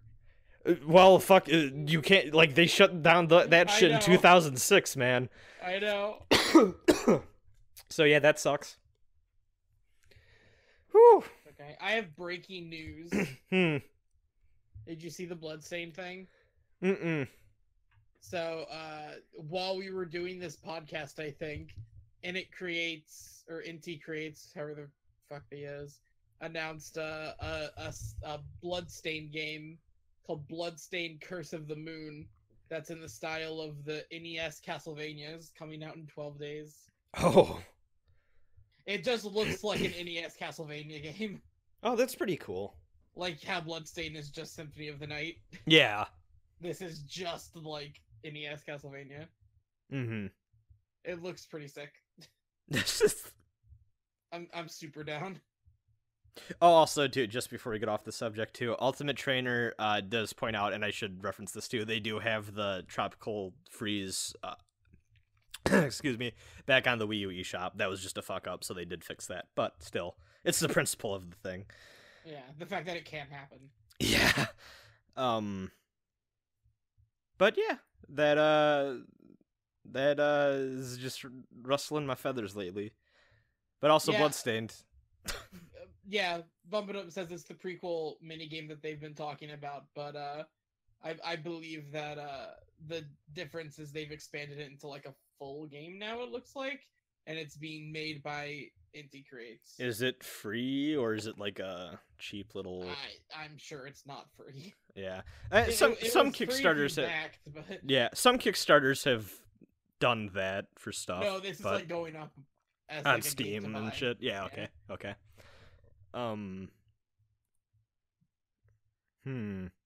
Yeah. Sorry, I coughed up before and like my throat is not cooperating with me anymore. But okay, I got one last thing to talk about. I'm gonna make it quick. I just wanna give closure to my last segment from yesterday, last podcast. Yesterday. See, if you listen to all of our podcast episodes, you can start to piece together the timeline of when we record these. No, it was not yesterday. Hey, you remember like 3 weeks ago when we talked about The Force Awakens? Yeah, that was weird. So I finished Brandon Sanderson's The Way of Kings. So I referenced last time, he is known for apparently like paying off a lot of plot threads towards the end of his books, like just like in an avalanche of like revelations and like climax stuff happening. And yeah, he did a really good job of that. The one thing I have that's a problem is so the whole book, our main focal point character is a slave who's gone through some really shitty experiences as a slave, and he got there basically because at multiple points in his life, different like aristocratic people fucked him over. So one of his big character things is like if someone is like upper class in that world, he just intrinsically does not trust them like at all. And that's a character thing he has to work through and like learn like, hey, just because someone was born into a rich family, that doesn't necessarily mean that they're going to like try to like kill me or fuck me over, and like I should maybe think in a more nuanced way or whatever. But also one of the other characters that you focus on is a prince in like the same war camp that the one dude is enslaved in. And at numerous points, because there's like 10 princes running the operation, at numerous points he talks to the prince that's running the slave operation like, man, I really don't like the fact that we're using slaves. And then the other prince goes, well, yeah, but they're effective, though. And then the main prince character just goes, yeah, I don't like it, but... And, like, you get to see that, like, that perspective of, like, yeah, this is fucked up, but I don't care. I don't really care enough to do much to change it, you know? And that's really powerful because then the next chapter is like, oh, all of my slave friends are dying of malaria. Like, it's really powerful how they do that. But then at the end of the book, there's a point where Prince main character, man, is in trouble, and he's about to die. And then the slave main character says, well, fuck it, guys, let's go and save him. And I didn't really buy that he would make that decision at that point in his life just from where his character arc was. It kind of felt just like, well, we can't let this guy die yet, so we're going to have the one main character save the other main character. And I thought that was a little cheesy, but other than that, really fantastic book. I liked it a whole hell of a lot. I am definitely in on this whole Casimir bullshit of, like, planned 40-book series of different series and a weird multiverse that puts it all together. Were you going to say something? No, I was just laughing. Okay. At the fact I've bought in. Yeah. Okay. Have fun. So, Brandon Sanderson is kind of a weird dude as far as writers go. So, like, other than the fact that he's planned out this whole giant fantasy... Well, actually, so I've been corrected by someone, actually. It's not a multiverse. It's actually just a solar system, and these are the different planets on which things happen. And people just world hop. But, one thing that is kind of cool, because I've talked before, and one of the things that did draw me to Sanderson is the fact that, like, he seems like a really cool dude. He's really open to, like, interviews, and, like, from what I've seen from fans who've engaged with him, like, he spends a lot of his time at cons not even doing, like, panels and shit, but just actually, like, hanging out with people. Like, he'll like, just go up to people and be like, hey, wanna play D&D? Or, like, I'll play a game of Magic with you. Like, stuff like that. And, like, he just seems like a really chill motherfucker. He's been kicked out of, like, book places for, like, his signings going on too long, and he's like, fuck it, let's just go in the parking lot and keep the signing going. Like, he seems just really down to earth, and I respect that a lot. And, yeah, part of his thing was that he had these two different, because he's an assistant professor, he does some, like, adjunct professor type stuff or whatever. So he has 2 semesters worth of writing classes, specifically for, like, fantasy writing, that he taught, and part of his contract was, well, you need to let me upload them to YouTube.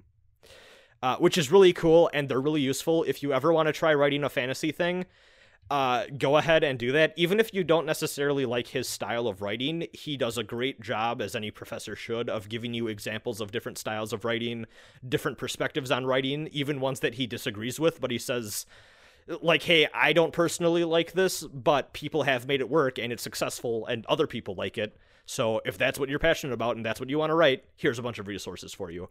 Really useful stuff. That being said, I kind of gave up on the writing thing, like, freshman year of college, but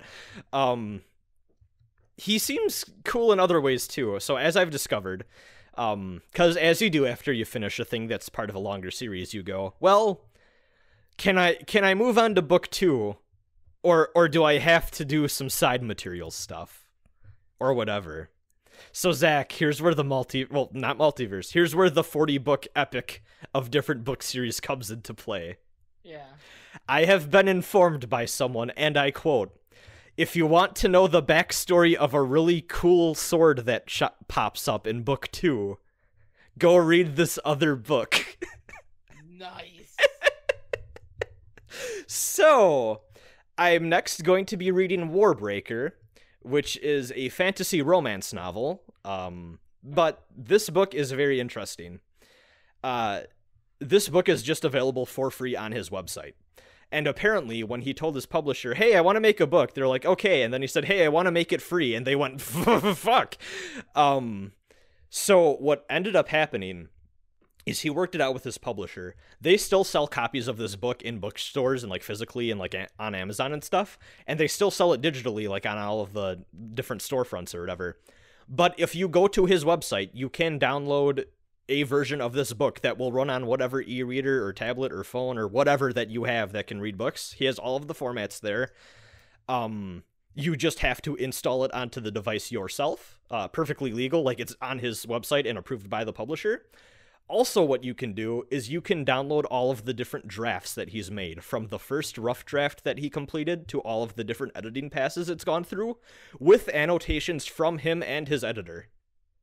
So you get to see the full process of how this book became what it was from its original conception, which I haven't really done. I've downloaded all of them and I've kind of peeked through, and like there's a lot of good insight in there, but like fuck, that is a fantastic resource, I have to imagine, for people who really want to get into this thing.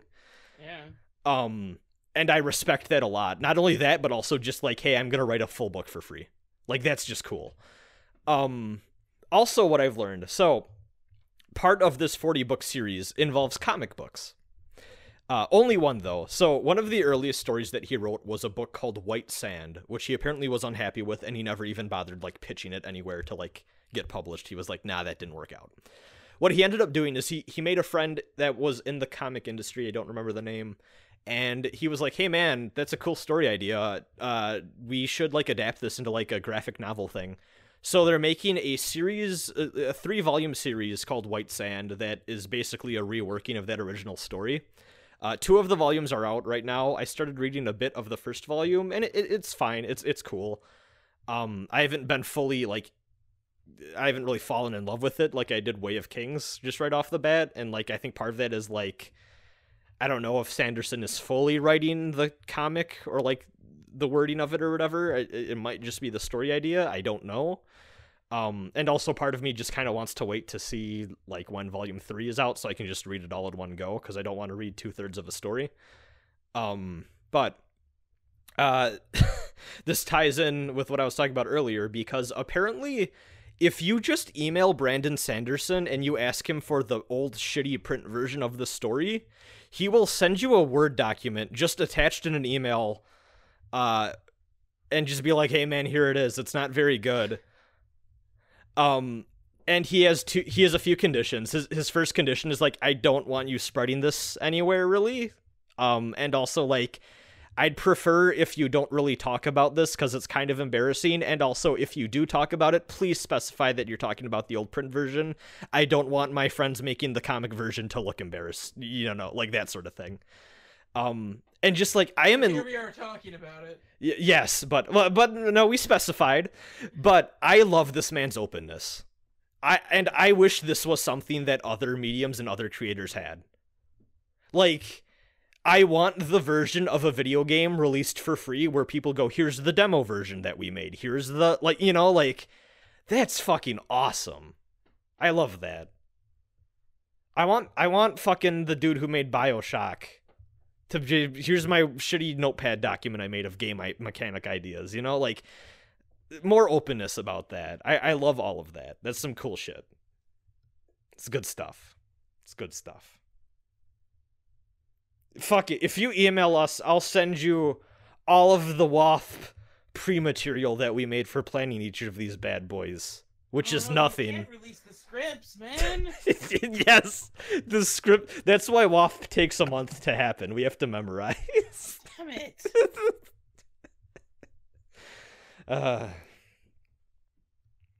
Fuck. Well, if Tom Holland would stop leaking what happens in WAFP, maybe we could. No. Anyways, it's time to move into some questions. Oh, no. So, hey, everyone, we have an email account. It's wearefinallyemail@gmail.com. Once again, that is wearefinallyemail@gmail.com. I had to cough. Sorry. Send us questions. Just do it. We've been having a good ball rolling of, like, lots of questions, and I want to keep that gravy train rolling. Just, we need to have a surplus of questions at all times. Because that's the good shit. Yeah. About anything. Yeah. As serious or not serious as you want. But don't be that guy. Mm-hmm. You know what I mean. Mm-hmm. So this one is from Wenbin Fang. He says, "Hi there. My name is Wenbin Fang. I built a podcast search engine called Listen Notes, which is like Google, but for podcasts. It's free to use. I'm not asking you to buy anything here, smiley face. I just want to introduce you to this tool I built, which may bring you new listeners and help you better prepare for your show. BTW, I found your email in the Rasen Reviews YouTube channel. Rasen Reviews is written in a different font, by the way. Of your podcast, We Are Finally Podcast. Your show is already listed on Listen Notes. Wait, what the fuck? What? I thought this was just spam at first, but is this... No, this is super spam, but...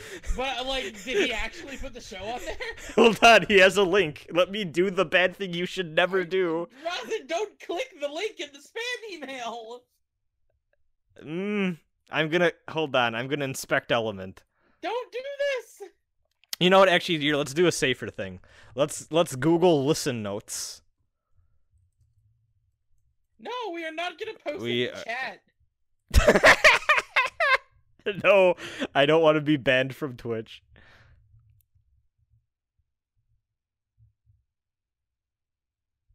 Well, they have a CNET article about them. Hold on.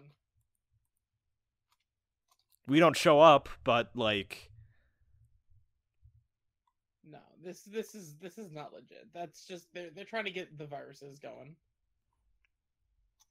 No, they have reviews and stuff for their service. It's just the fact. Assuming that's no. Did you find it?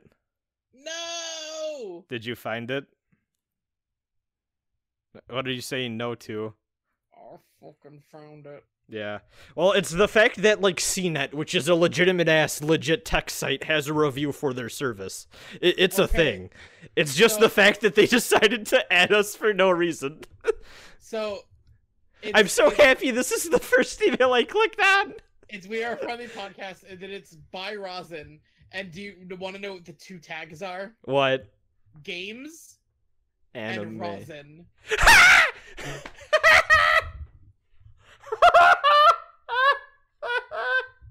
Please click the Rasen tag. I'm gonna click the Rasen tag. Is it just us? What? Oh no! What is it? Zach, please tell me what's going on. Oh, of course. Is Cathedral of Shadows on there? Or no, it's a bunch of German things. Oh, fuck! Yeah. Dude, yeah, you know what? I'm not surprised there's a bunch of German podcasts about lawns. For those of you who are unaware, Rasen means lawn in German. Oh, I'm so happy there's a Rasen tag. Well, thanks, WF. Thanks. Thanks for exposing our podcast to more people. Hey, why no Zach tag? I don't know. What the fuck, man? Well, yeah. Thanks for your spam email. We get those from time to time from various people who run similar services. Yeah. Like creator help at Top Buzz. Okay, this one is a spam when it opens with this. My name is Nancy, and I'd love to invite you to become a creator for Top Buzz. Currently, we are looking for high-quality content, and your Let's Play Zelda Breath of the Wild Part 53, The Grind on YouTube, really caught our attention.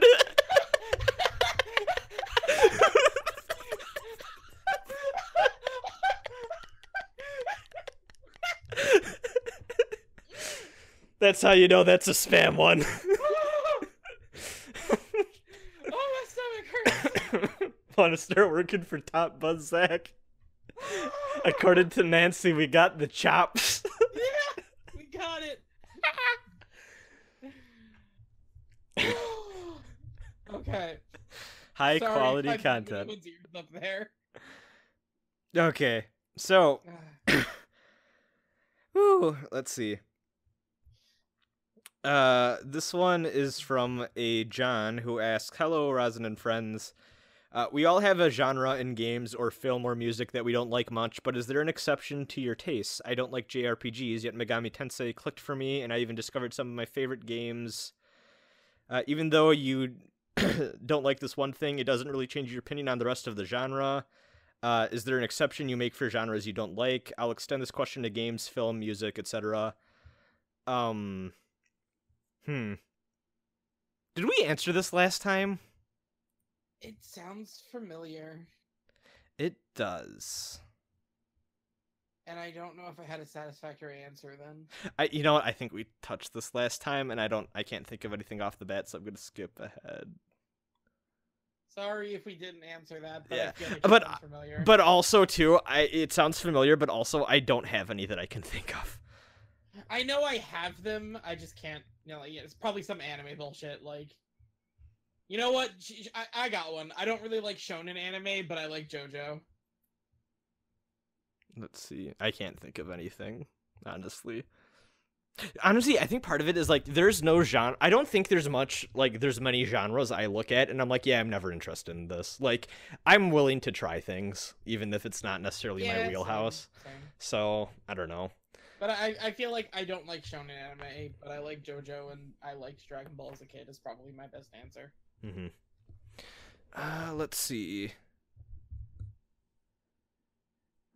Okay, so this one is from Bumpadump. It says, "Hello, Rasen and Zach. Yesterday I had what I felt like was my first major breakthrough in dealing with my ADHD, and I finished a programming assignment multiple days early.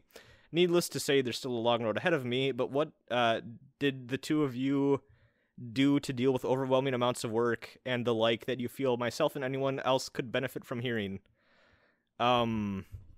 Honestly, I like, in terms of, like, work-life balance stuff, like, I just found, like, writing shit down and, like, trying my best to not procrastinate kind of did it for me, but I don't know.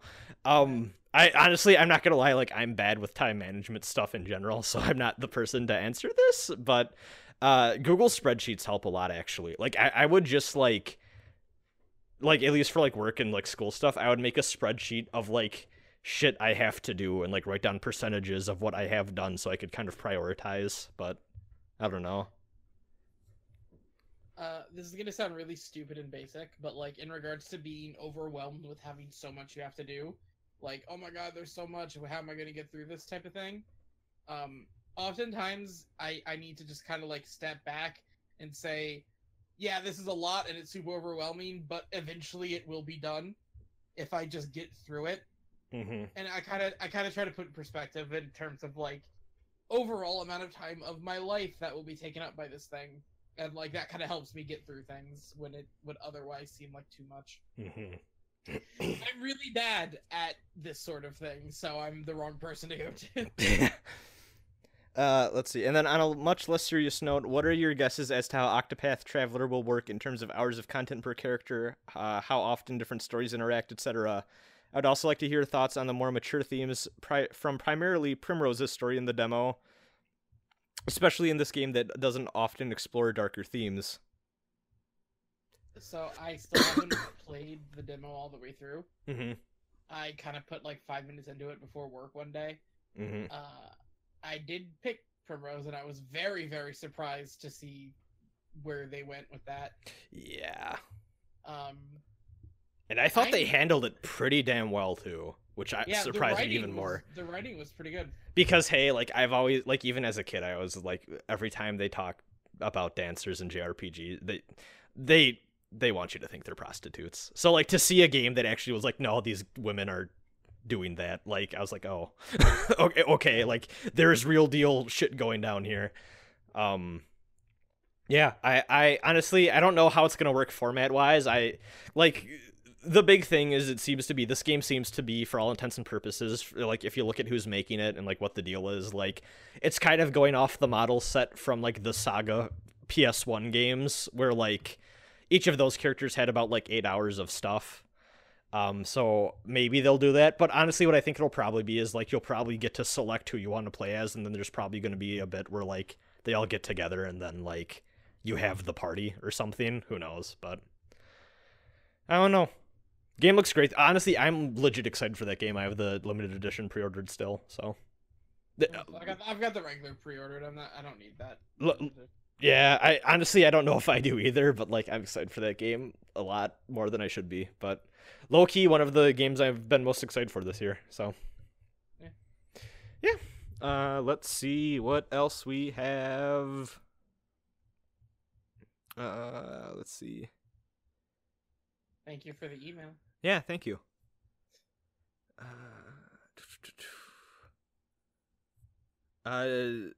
Laura wants to know if we have any fun plans over the weekend.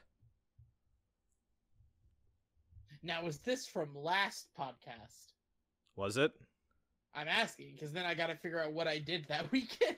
Yeah, well, this was from last podcast. I didn't know if did we read this? Yeah, no. So, no, I'm just kidding. To answer for this one. Oh, God. Yeah, I'm sorry if in general we fucked up and there's a bunch of repeats in here, because, like, I honest to God. No, that's not what I meant. I don't know anymore. Yeah. I was just making a joke that if we got this email a month ago, we have to answer from a month ago. Mm-hmm.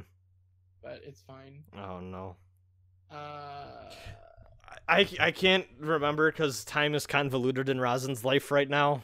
That's how I talk now in the third person. Yeah. But this weekend, I imagine I'm going to continue my Rocky rewatches with Rocky 3 and onward.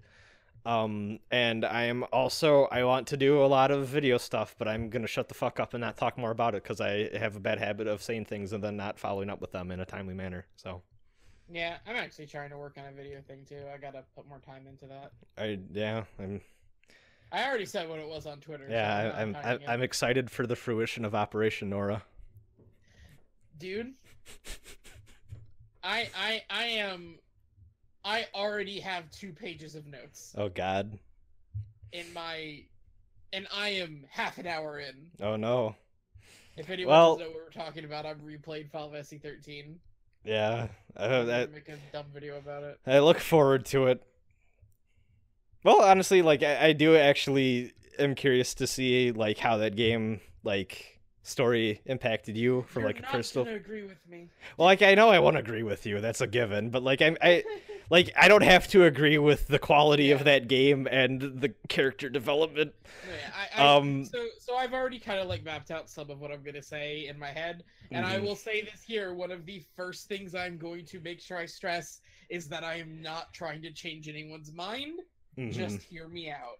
Yeah. Well, like, honestly, that's the thing with, like, critical stuff like that, too, is, like, a lot of it's just, like, I just want to hear how someone reacted to a thing, even if I don't necessarily agree with the quality of the thing. Yeah. Because, like, there's readings of, like, I'm trying to think of an example, but, like, there's a lot of readings of things I really like where someone fucking hated it, and, like, I totally get why, and, like, I understand why it's a problem, you know? Or, like, why someone would react to something far differently than me, so. I will say, if you've paid attention to anything I've said about media I like, let's say something like Guardians of the Galaxy 2, you'll know that I'm a big fan of themes and character arcs. So that's gonna be a big focus of what I talk about with Final Fantasy 13. And kill my mom. Dude.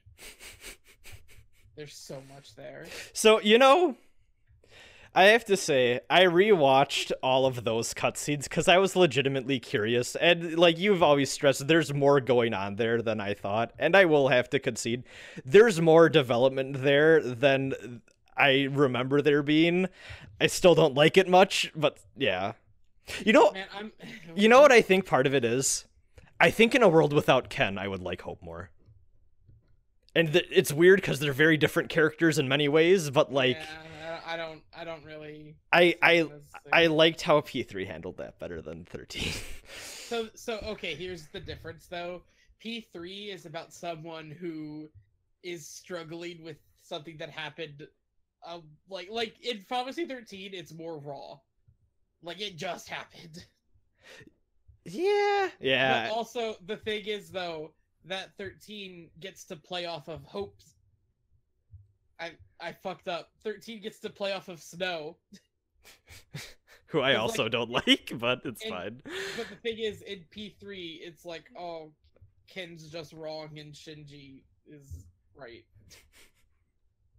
Fucking I forgot how much of a dick Snow is. That's the point! I mean, it is, but it's just so fucking frustrating to watch. Dude, he's such an interesting character. But I also like the scene where Lightning just tells Hope to shut the fuck up and keep up. Do you remember that? What are you talking about? There's a point earlier on or whatever where, like, Hope's being all, like, moody or whatever, and Lightning, like, basically tells him to, like, because Lightning doesn't know the thing or whatever yet. And, like, Lightning just was like, well, fucking, like, keep up, kid, or something, and Hope's like, oh. Like, it's so fucking rough. Man, but it's so good because that stuff leads to Lightning becoming, like, a role model for Hope, but Lightning herself is fucked up because that's like she's trying to be a fake role model. There's so much going on. Yeah, it's just all of that shit frustrates me, Zach. I don't like it. It's so good. Look forward to my video where I ramble about this for 20 minutes. See, I'm gonna make I need to make a response video in which I gotta make a 40-minute 40-minute response video where every time you say something, I play the record scratch noise and pause it and go, actually, fucker, in Final Fantasy 13 episode 0, they say that Hope's middle name is Tim. Yeah. Nerd. No, I'm legitimately looking forward to it too. I hope you get another Ken Mother type comment on it, because that's good. See, Zach, you're falling down the rabbit hole of, oh no, you're getting comments to the videos now, and you're like, hey, fuck, I need to read these, because like you don't, but you feel like you need to, you know. Hey, I'm not calling anyone out. I appreciate anyone that watches my videos and decides to comment on it. Yeah, even if they spell Ken's mother as Ken Mother. Listen. I appreciate everyone that watched my video on Persona 3. I don't. Fuck it. I'm gonna go into my YouTube comments right now, call some fuckers out. I don't give a shit. Don't do Rasen, stop it. Fuck it. No, it's fine. No. We're getting back on track. Read the next email. Okay, fine. Fuck you, Back Time Productions, for saying praise Xeon in bold. Nerd. Also, yeah, this space Nazis. Don't do that. Anyways, back on the emails. Thank you, who did we... Was that Laura? Yeah, that was Laura. Thank you, Laura. I'm so sorry. Oh, but I don't know if I talked about this at Laura and Zayla, who you may know from Twitter or from the Discord thing I run, are now the mods of the Discord, so... Both very good people. Both very good people. We should get them. We should get both of them on here at some point. Not like together necessarily, just like at some point. Y'all are always welcome. We need more guests. If you're down. We need more guests. Zach, we should start interviewing people. Who can we interview? Okay. Hold on. Oh my god. Let's get Kevin Feige on next time. Sure. Yeah, I'm sure he's not a busy dude. So, this next one comes from Ultimate Trainer. And he asks, in a Travis Strikes Again interview, someone asked about the adventure/story mode with Travis talking to Kamui, a confusing character from the Kill the Past series, which up until this point, normal heroes had extremely loose connections to. He confirms that it's canon, important, and people should buy the 25th Ward, the recent remake of the old Japanese flip phone game that is actually incredible despite its origins, to find out more. As a fan of the Kill the Past series, I'm really excited about it, but I'm torn by the fact that most people would be confused and disinterested since Kill the Past is really niche and gravely underappreciated here. What are your thoughts on it? Should creators mix in their order or sorry, sorry, I misread that bad. Should creators mix in their older niche or series with their new and more popular ones? Yes. I think so too, given that it remains... So it depends on what you're doing. Because, like, not gonna lie, like, if middle in Persona 3, they, like, brought in, like, well, hope you better play SMT1, fucker. It's like, I don't need that there. I like when references and continuity like that does exist, as long as it doesn't get in the way and the thing stands enough as it is on their own. That being said, if you're also just making a thing where, like, hey, I want this to all wrap up. Like, say, imagine if they made the MCU and, like, for whatever reason, like, I don't know, like, Guardians of the Galaxy was super niche. I wouldn't want Avengers to just pretend Guardians of the Galaxy didn't happen because it didn't sell well, because, like, hey, that's important, you know? Yeah. It really depends for me, but, like, so in the case of the No More Heroes thing, I don't have much interest in, like, the Silver... Well, actually, I kind of want to play the Silver Case, not gonna lie, but, like, a lot of the other, like, Suda games and stuff, it's like, no, I don't think that he should expect people play his other weird bullshit, so you can understand the No More Heroes thing, I guess. But that being said, if it just happens to be, like, one story beat, or, like, a reference or, like, cameo or something, I don't care. Like, I'm willing to, like, have a little bit of confusion for the fact that I just haven't watched or read or played a thing, if it's small enough that it's like, oh, I can just I can categorize that in my head as like, that's something I just won't get, you know. So I think the thing is, if you've got something that's niche like this is, I think that giving fan service to your hardcore audience is good. Mm-hmm. And I think that if you want to tie all your stuff in together, even if it maybe alienates a little bit of the mainstream audience, it's okay. I feel like the thing is, though, I think No More Heroes is way bigger than any of that other stuff is ever gonna be. Yeah, exactly. I mean, it's very clear, too, that, hey, they're probably trying to build up the series on the back of No More Heroes. So. Yeah, also, too, that's the other thing I was gonna get into, is like, hey, I like when that stuff happens as long as it feels natural. If it feels commercialized to hell and back, I don't fucking care anymore. Like... So if you're just trying to sell me more shit, I would rather better storytelling. So there's an example of this that's been fucking with me for a bit now. Mm-hmm. And you've probably heard me talk about this off of WAFP before, but I'm gonna bring it up on WAFP now, and it's gonna tie everything together in this podcast. Mm-hmm. By far, the most popular Type Moon thing ever is the mobile game Fate Grand Order. Yeah. It is by far eclipsed anything else in that franchise. That whole company. Mm-hmm. And there is a really dumb mascot animal in that game. Yeah, her name is Mash Kirilight. Yeah, sure. So I played that VR game. I'm not even gonna get into specifics because it's stupid, but there is a reveal later on in that game. Like later on, like it not even here yet, that ties back into like lore books from Tsukihime. Oh god. And it is the biggest, most ridiculous pull ever, and it blew my mind as someone that's been around for the whole bullshit and remembers reading Type Moon wiki articles about this back in like 2008 or 2010, whatever, like, yeah. And that is something that anyone who got in through Fate, and especially Fate Grand Order, is not going to care about or understand.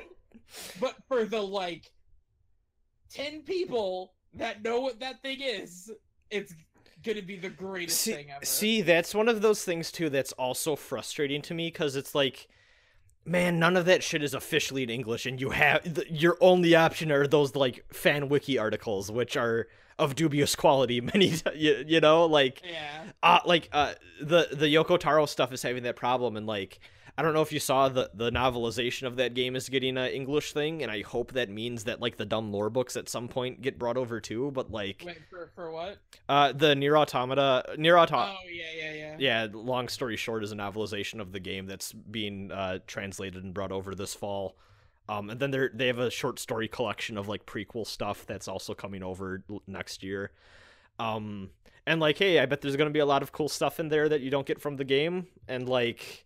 Yeah, but like also, honestly, Nier kind of has. Do you know how that one short story kind of like set up Automata, like so many years ago? Yeah, vaguely. Yeah. Here's my thing about the Nier ones. I feel like Nier is a very specific example for me of where I don't like it. Mm-hmm. Only because I like Yoko Taro's games and I like the stories he comes up with. I think he has a problem of his extra lore shit is very clearly added after the fact and normally is worse. I don't necessarily know how much I care about the extended lore of Nier and Drakengard because I feel like the stories are better self-contained. I there's some Nier stuff I like a lot, but I don't like I don't like the extra Nier ending, which I think kind of goes against what that game is about. And also like there's that really fucked up Kaine side story that is better left unmentioned. But like I like the world building like aspects of it, but yeah, it doesn't always handle his other shit super well, but yeah. Yeah. But like also too, I think this is tricky too with cuz like you know, like every time they release one of these MCU, or like even like the Netflix shows always have this before every season now too. Like they have like a issue or like one or two issue like comic book thing like Daredevil season 2 prologue Yeah. with like some side like story thing that doesn't like it might as well not even be related sort of deal, and it's like, well, I already know this isn't gonna fucking matter worth shit, so like why would I even bother to? So like it's a balancing act. It depends on the thing, really. Yeah.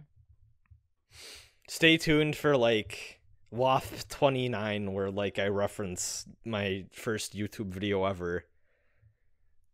All lowercase, perfect dark first level without firing a bullet. No, it's fine. wait till WAP 37, where I reference my first YouTube video ever. It's a Bloodborne thing, right? Is it a Bloodborne thing? No, not on my current channel. Oh. My first video ever. Your Tsukihime AMV. Oh god. Hey, you got one part right. It was an AMV, wasn't it, Zach? Moving on. We'll find it one day. Oh, it's long gone. Okay. Hey, you know what? It's fine. My my embarrassing AMV is also gone. Yeah. Thanks a lot, Ultimate Trainer, for that. We can go one more email question, then we can dick around with the chat a little bit. Hey Zach, you finally have a question aimed for you. No. This is from Bumpadump. I have also been trying to catch up on the Marvel movies and watched. Oh wow, yeah, you've been talking about this. I see. That I really need to. This is the problem with Twitter. I get busy like slightly, and then like I feel like I've missed a month of shit. You know. I've been trying to catch up the Marvel movies and watch Guardian of the Galaxy 2 recently, and I gotta say it didn't really do it for me. I felt that the more serious tone of it, as contrasted to the first, oh hey, we talked about this earlier, was very overpowering, and I really wanted more lighthearted fun. Give me my Chris Pratt slice of life anime, damn it. What are your thoughts on this issue? I think we talked about this already, but... We did, but I actually have a completely different answer for this email. Okay. Because, yeah, obviously I've established that I fucking love Guardians of the Galaxy 2. So I had a conversation with someone about this recently. I think that there has become a thing where people are almost afraid of movies being too serious and too dark because we had a couple of strings of really bad ones. I think that a superhero movie should have a balance of both. Obviously, personal preference is going to tie into it, but I don't think that every movie that tries to go for a dark, serious take on superheroes is necessarily going to be Batman vs. Superman or Man of Steel. I think those are the worst examples we have of that, and I think that it's worth it to try and attempt more serious storytelling without falling into the traps of that. In regards to just like, I want my lighthearted fun, I understand that. I just want a little bit more. I want more than that from my stuff, so that's why I gravitate more towards the serious stuff. I feel like we're also running into a thing with these two where, like, because we only are going, like, or at least for right now, we're gonna have, like, the 3 Guardians of the Galaxy dedicated movies. I think it'd be more egregious if, like, we had a second one that was, like, the same tone. Like, right, like, because, like, I feel like I feel like it might get a little bit old if it was, if they kind of did Guardians 1 again, you know? Yeah. And then Guardians 3, like, they've already said they wanted to do, like, lean in more to, like, the dumb cosmic bullshit or whatever. So, like, that would have kind of been a weird transition to make after 2 of those, too.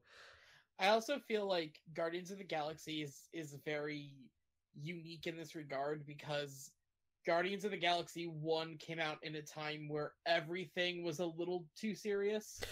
Definitely. And I feel like, honestly, that's part of the reason the MCU has been, like, such a... Because, like, the whole 2000s, like, pop culture, like, American pop culture specifically, and, like, Hollywood as, you know, the result of that, was very gritty, grounded, serious. Like, War on Terror stuff was still all that, you know, anyone could talk about on the news, like, all of that stuff. Like, it was a downer of a fucking decade for sure.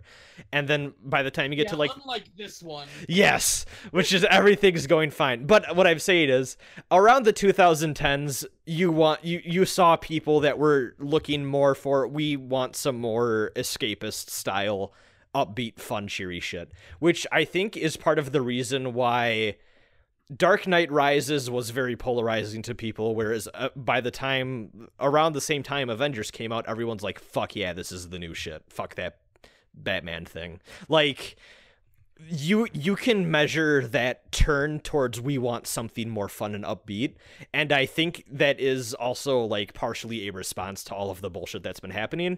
And I think now that we have a Trump problem, I think people even more nowadays want their movies to be, like, pure lighthearted fun as, like, a thing. That being said, I still, like, personally, me, I think I've been very open. I like my dark shit. Like, I like it a lot, even if it's not necessarily handled the best. I fucking love The Crow. I think that goes without saying. Even if there's a schlock value to that. But, like, I think I get why there's been such a push for, like, everything's like a light comedy now. Like, even Star Wars, like, and those movies were always fun, pulpy adventures, but, like, even more so with the most recent movies, like, you can feel like they're more actively trying to make you laugh. Yeah, and, like, I think that's what people are looking for in movies now. Like, because I've seen a lot of people say, like, well, that's what movie studios are pushing, and I think that, like, I think they're pushing that, though, because that's what people are wanting, like, on a mass scale right now. And I'm almost wondering, as we move into the 2020s, if it's going to swing back around. So, yeah, so here's the thing that I find interesting, is that Guardians of the Galaxy was very clearly, like, a what am I trying to say? Like, a boot in the sand line crater about, like, hey, all those serious stuff, but here's this fun thing. And I feel like that has now influenced the rest of the movies a little bit in regards to, like, hey, Thor Ragnarok is kind of taking some cues from Guardians of the Galaxy a little bit. And then Guardians of the Galaxy 2 switches back around to, like, let's have serious character emotions now. Did you read that? I forgot about this Did you read that Wall Street Journal article about the bullshit going on with Lucasfilm and the whole Disney Star Wars division? I skimmed it. Did you see the part where the old directors were like, yeah, we want to make something more like Guardians of the Galaxy? Yeah, I did. Oof. See, they should make something more like Guardians of the Galaxy 2. I want Chewbacca to start crying. I want the final scene of the movie to be a tear rolling down Chewbacca's face. Chewbacca. As he deals with his emotions. I want Solo to end and Chewbacca turns to dust and Solo goes, Chewie, man, no. Yeah. Okay, that's actually going back to Infinity War, I'm sorry, but yeah. I fucking kinda don't like that raccoon Rocket sees Groot turn to dust, and he's just like, "Oh man, like what the fuck?" Yeah, it's very clearly like that you were rushing through all that. Gotta get all the characters dying. Like, oh fuck, I can't believe you've done this, you know? Yeah, contrasted to, especially considering that Groot is younger than Spider-Man, and Spider-Man's freaking the fuck out. Also, very clearly coded to be their child. Like, yeah, that's the thing about the Groot 2, is that the joke is that he's all their kid. Why would you call him Groot 2 when you should be calling him Toot? So, like, seeing your tree child die, he had a stronger reaction to seeing his tree friend die. Yeah. Man, I just realized that both Guardians of the Galaxy movies end with Rocket crying. The third one's gonna be Adam Warlock flying off and Rocket just going like, "Oh, I hope we see him again," like getting really sad. Yes. Okay, man, so the more I'm getting into the comic book bullshit, I hate that I'm like, because I'm not turning into that guy, but I hate that I can see where that guy comes from now, of like, oh, well, in the comic, you like, because like, fuck that, but like, yeah. Man, it's so fucking weird they're introducing the character who is literally the anti-Thanos Jesus after Thanos is going to be gone. Like, what's the point then, you know? But whatever. Yeah. Does the chat have any questions before we wrap up here? Yeah, you got any questions about anything? How'd y'all enjoy the episode? Yeah. Give us instant feedback. Yeah. Oh, now I have to read the comments in real time. Well, I uploaded this is while we're waiting. I uploaded a dumb little like Monster Hunter World clip, and it's like my most popular video by far in like probably a year, and I don't know how to feel about this. This is me getting a sick jump shot kill. Has 861 views. Nice. 30 seconds. It's unmonetized because I'm a good Christian boy.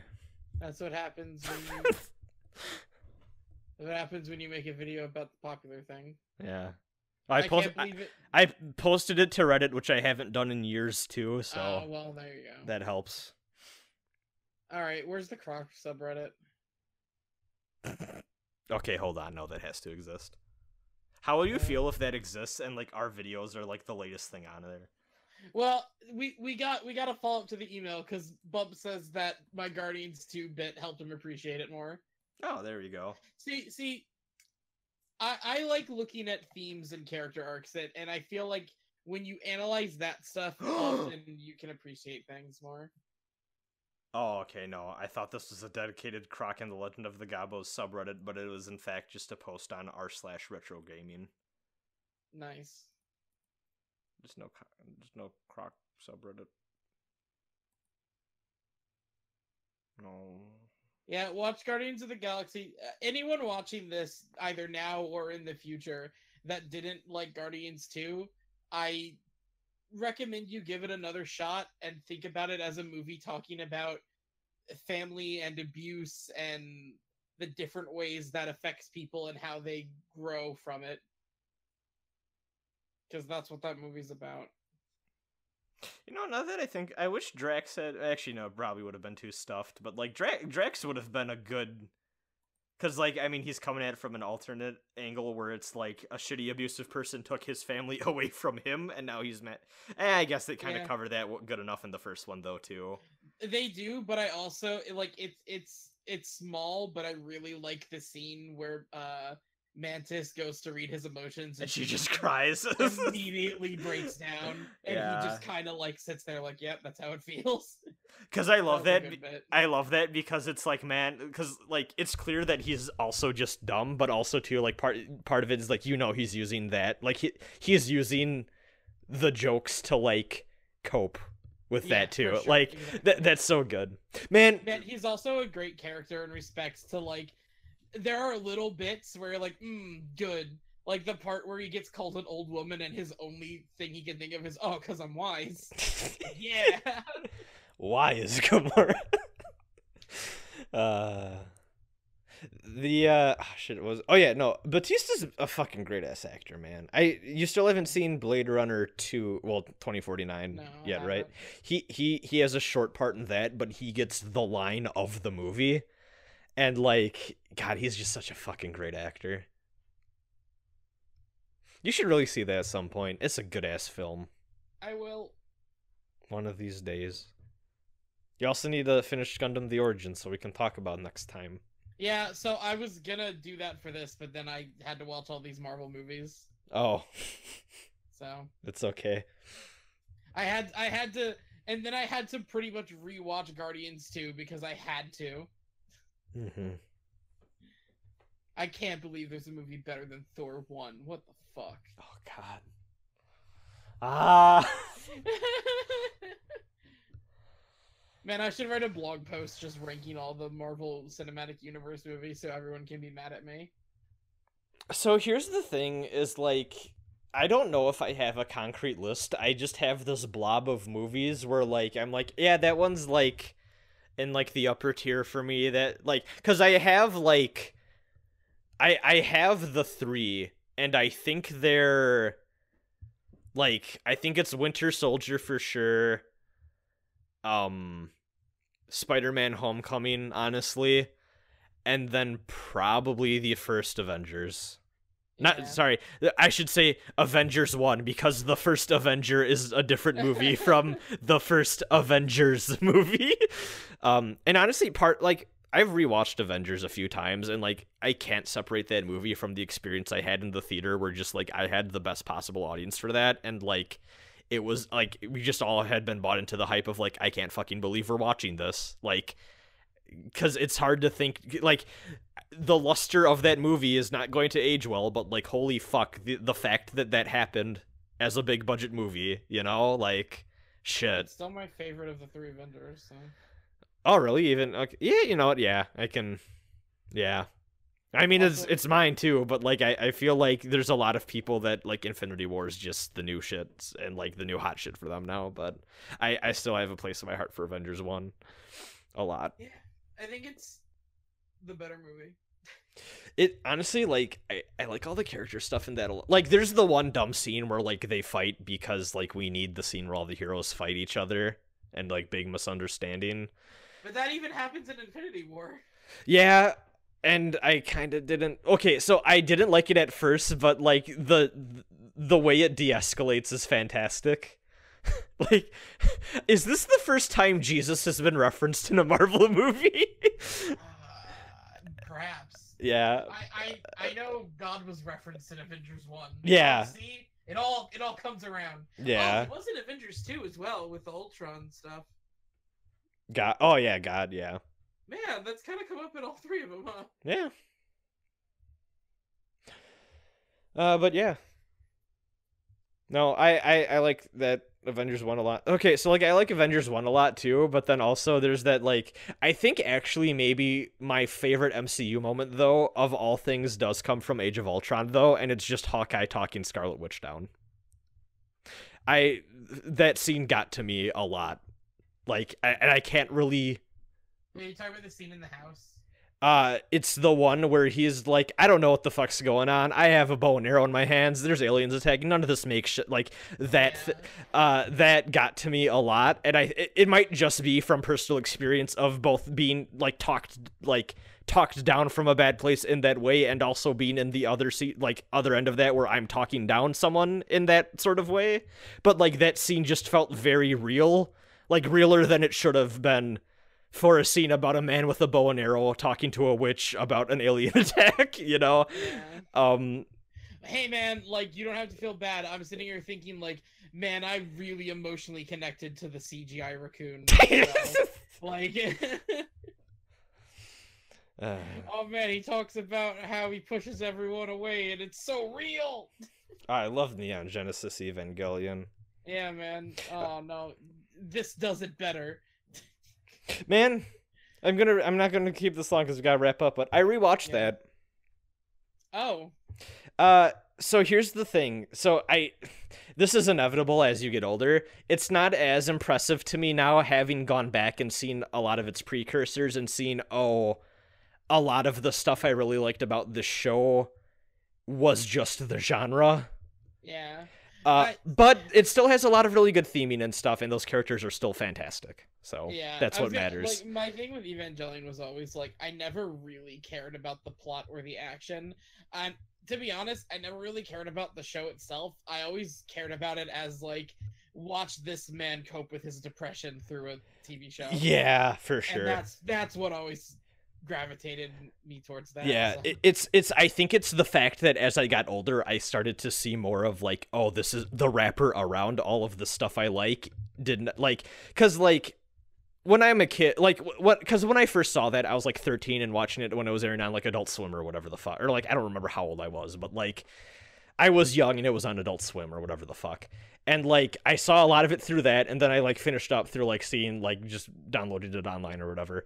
And like when you're young and like you don't know too much about anime stuff and like you're not as into the shit, you don't really start to notice like the quality of scenes going down as they like are going out of business and shit, and like some of the wonkier bits of it. But also too, just part of it is like, man, I've watched Gundam and Zeta Gundam, and like I think like there's always been kind of this view of like, oh, Evangelion's the first one that talked about like children being forced into like doing battle and like breaking down because of it seriously, but like no, that's pretty well covered ground by that point in history. It's the fact that like, but that being said though, it's the fact that like it's not just about him having like panic attacks and breaking down. It's about like the actual interpersonal relationships and like how a bunch of different like traumas and like personality quirks and like various social like disorders and stuff like that like all get in the way of like people like understanding and like appreciating one another, and like that's the shit I'm still there for. But like yeah, it didn't hold up as much, but I'd still put it on the top 5 list for me, you know. So time to rewatch Rebuild of Evangelion. Yeah. Do you want to sing Cruel Angels? Yep. Do you want to sing Cruel Angels Thassus to end this? Okay, let's go. Okay. You start. I don't know the rest. I think. Wow. I don't know that language. All right, fuck it. Let's fall back on the old classic. Fly me to the moon. Okay. This is the first part of Phase 2 of WAFP. I hope you all enjoyed it. Please stay tuned for the extra... Hey, if you didn't enjoy it, just wait till Phase 3. Yeah. Please stay tuned for the end of the conclusion of Phase 3, where a finger snap happens and one of us dies for a year. You won't know which one. We don't know which one. But it'd be really awkward if it was you, because then I'd be running the podcast without you. You'd have to like hack my account to get my shit. I'll just upload it on my channel. Yeah. There we go. Talk about tying into niche products. I'm sorry, that was a cheap pot shot. No, I have to go. Okay, have a good one, everyone. I love you. Okay, I kissed the mic. We can stop now. Okay. I hope people don't feel gross about that.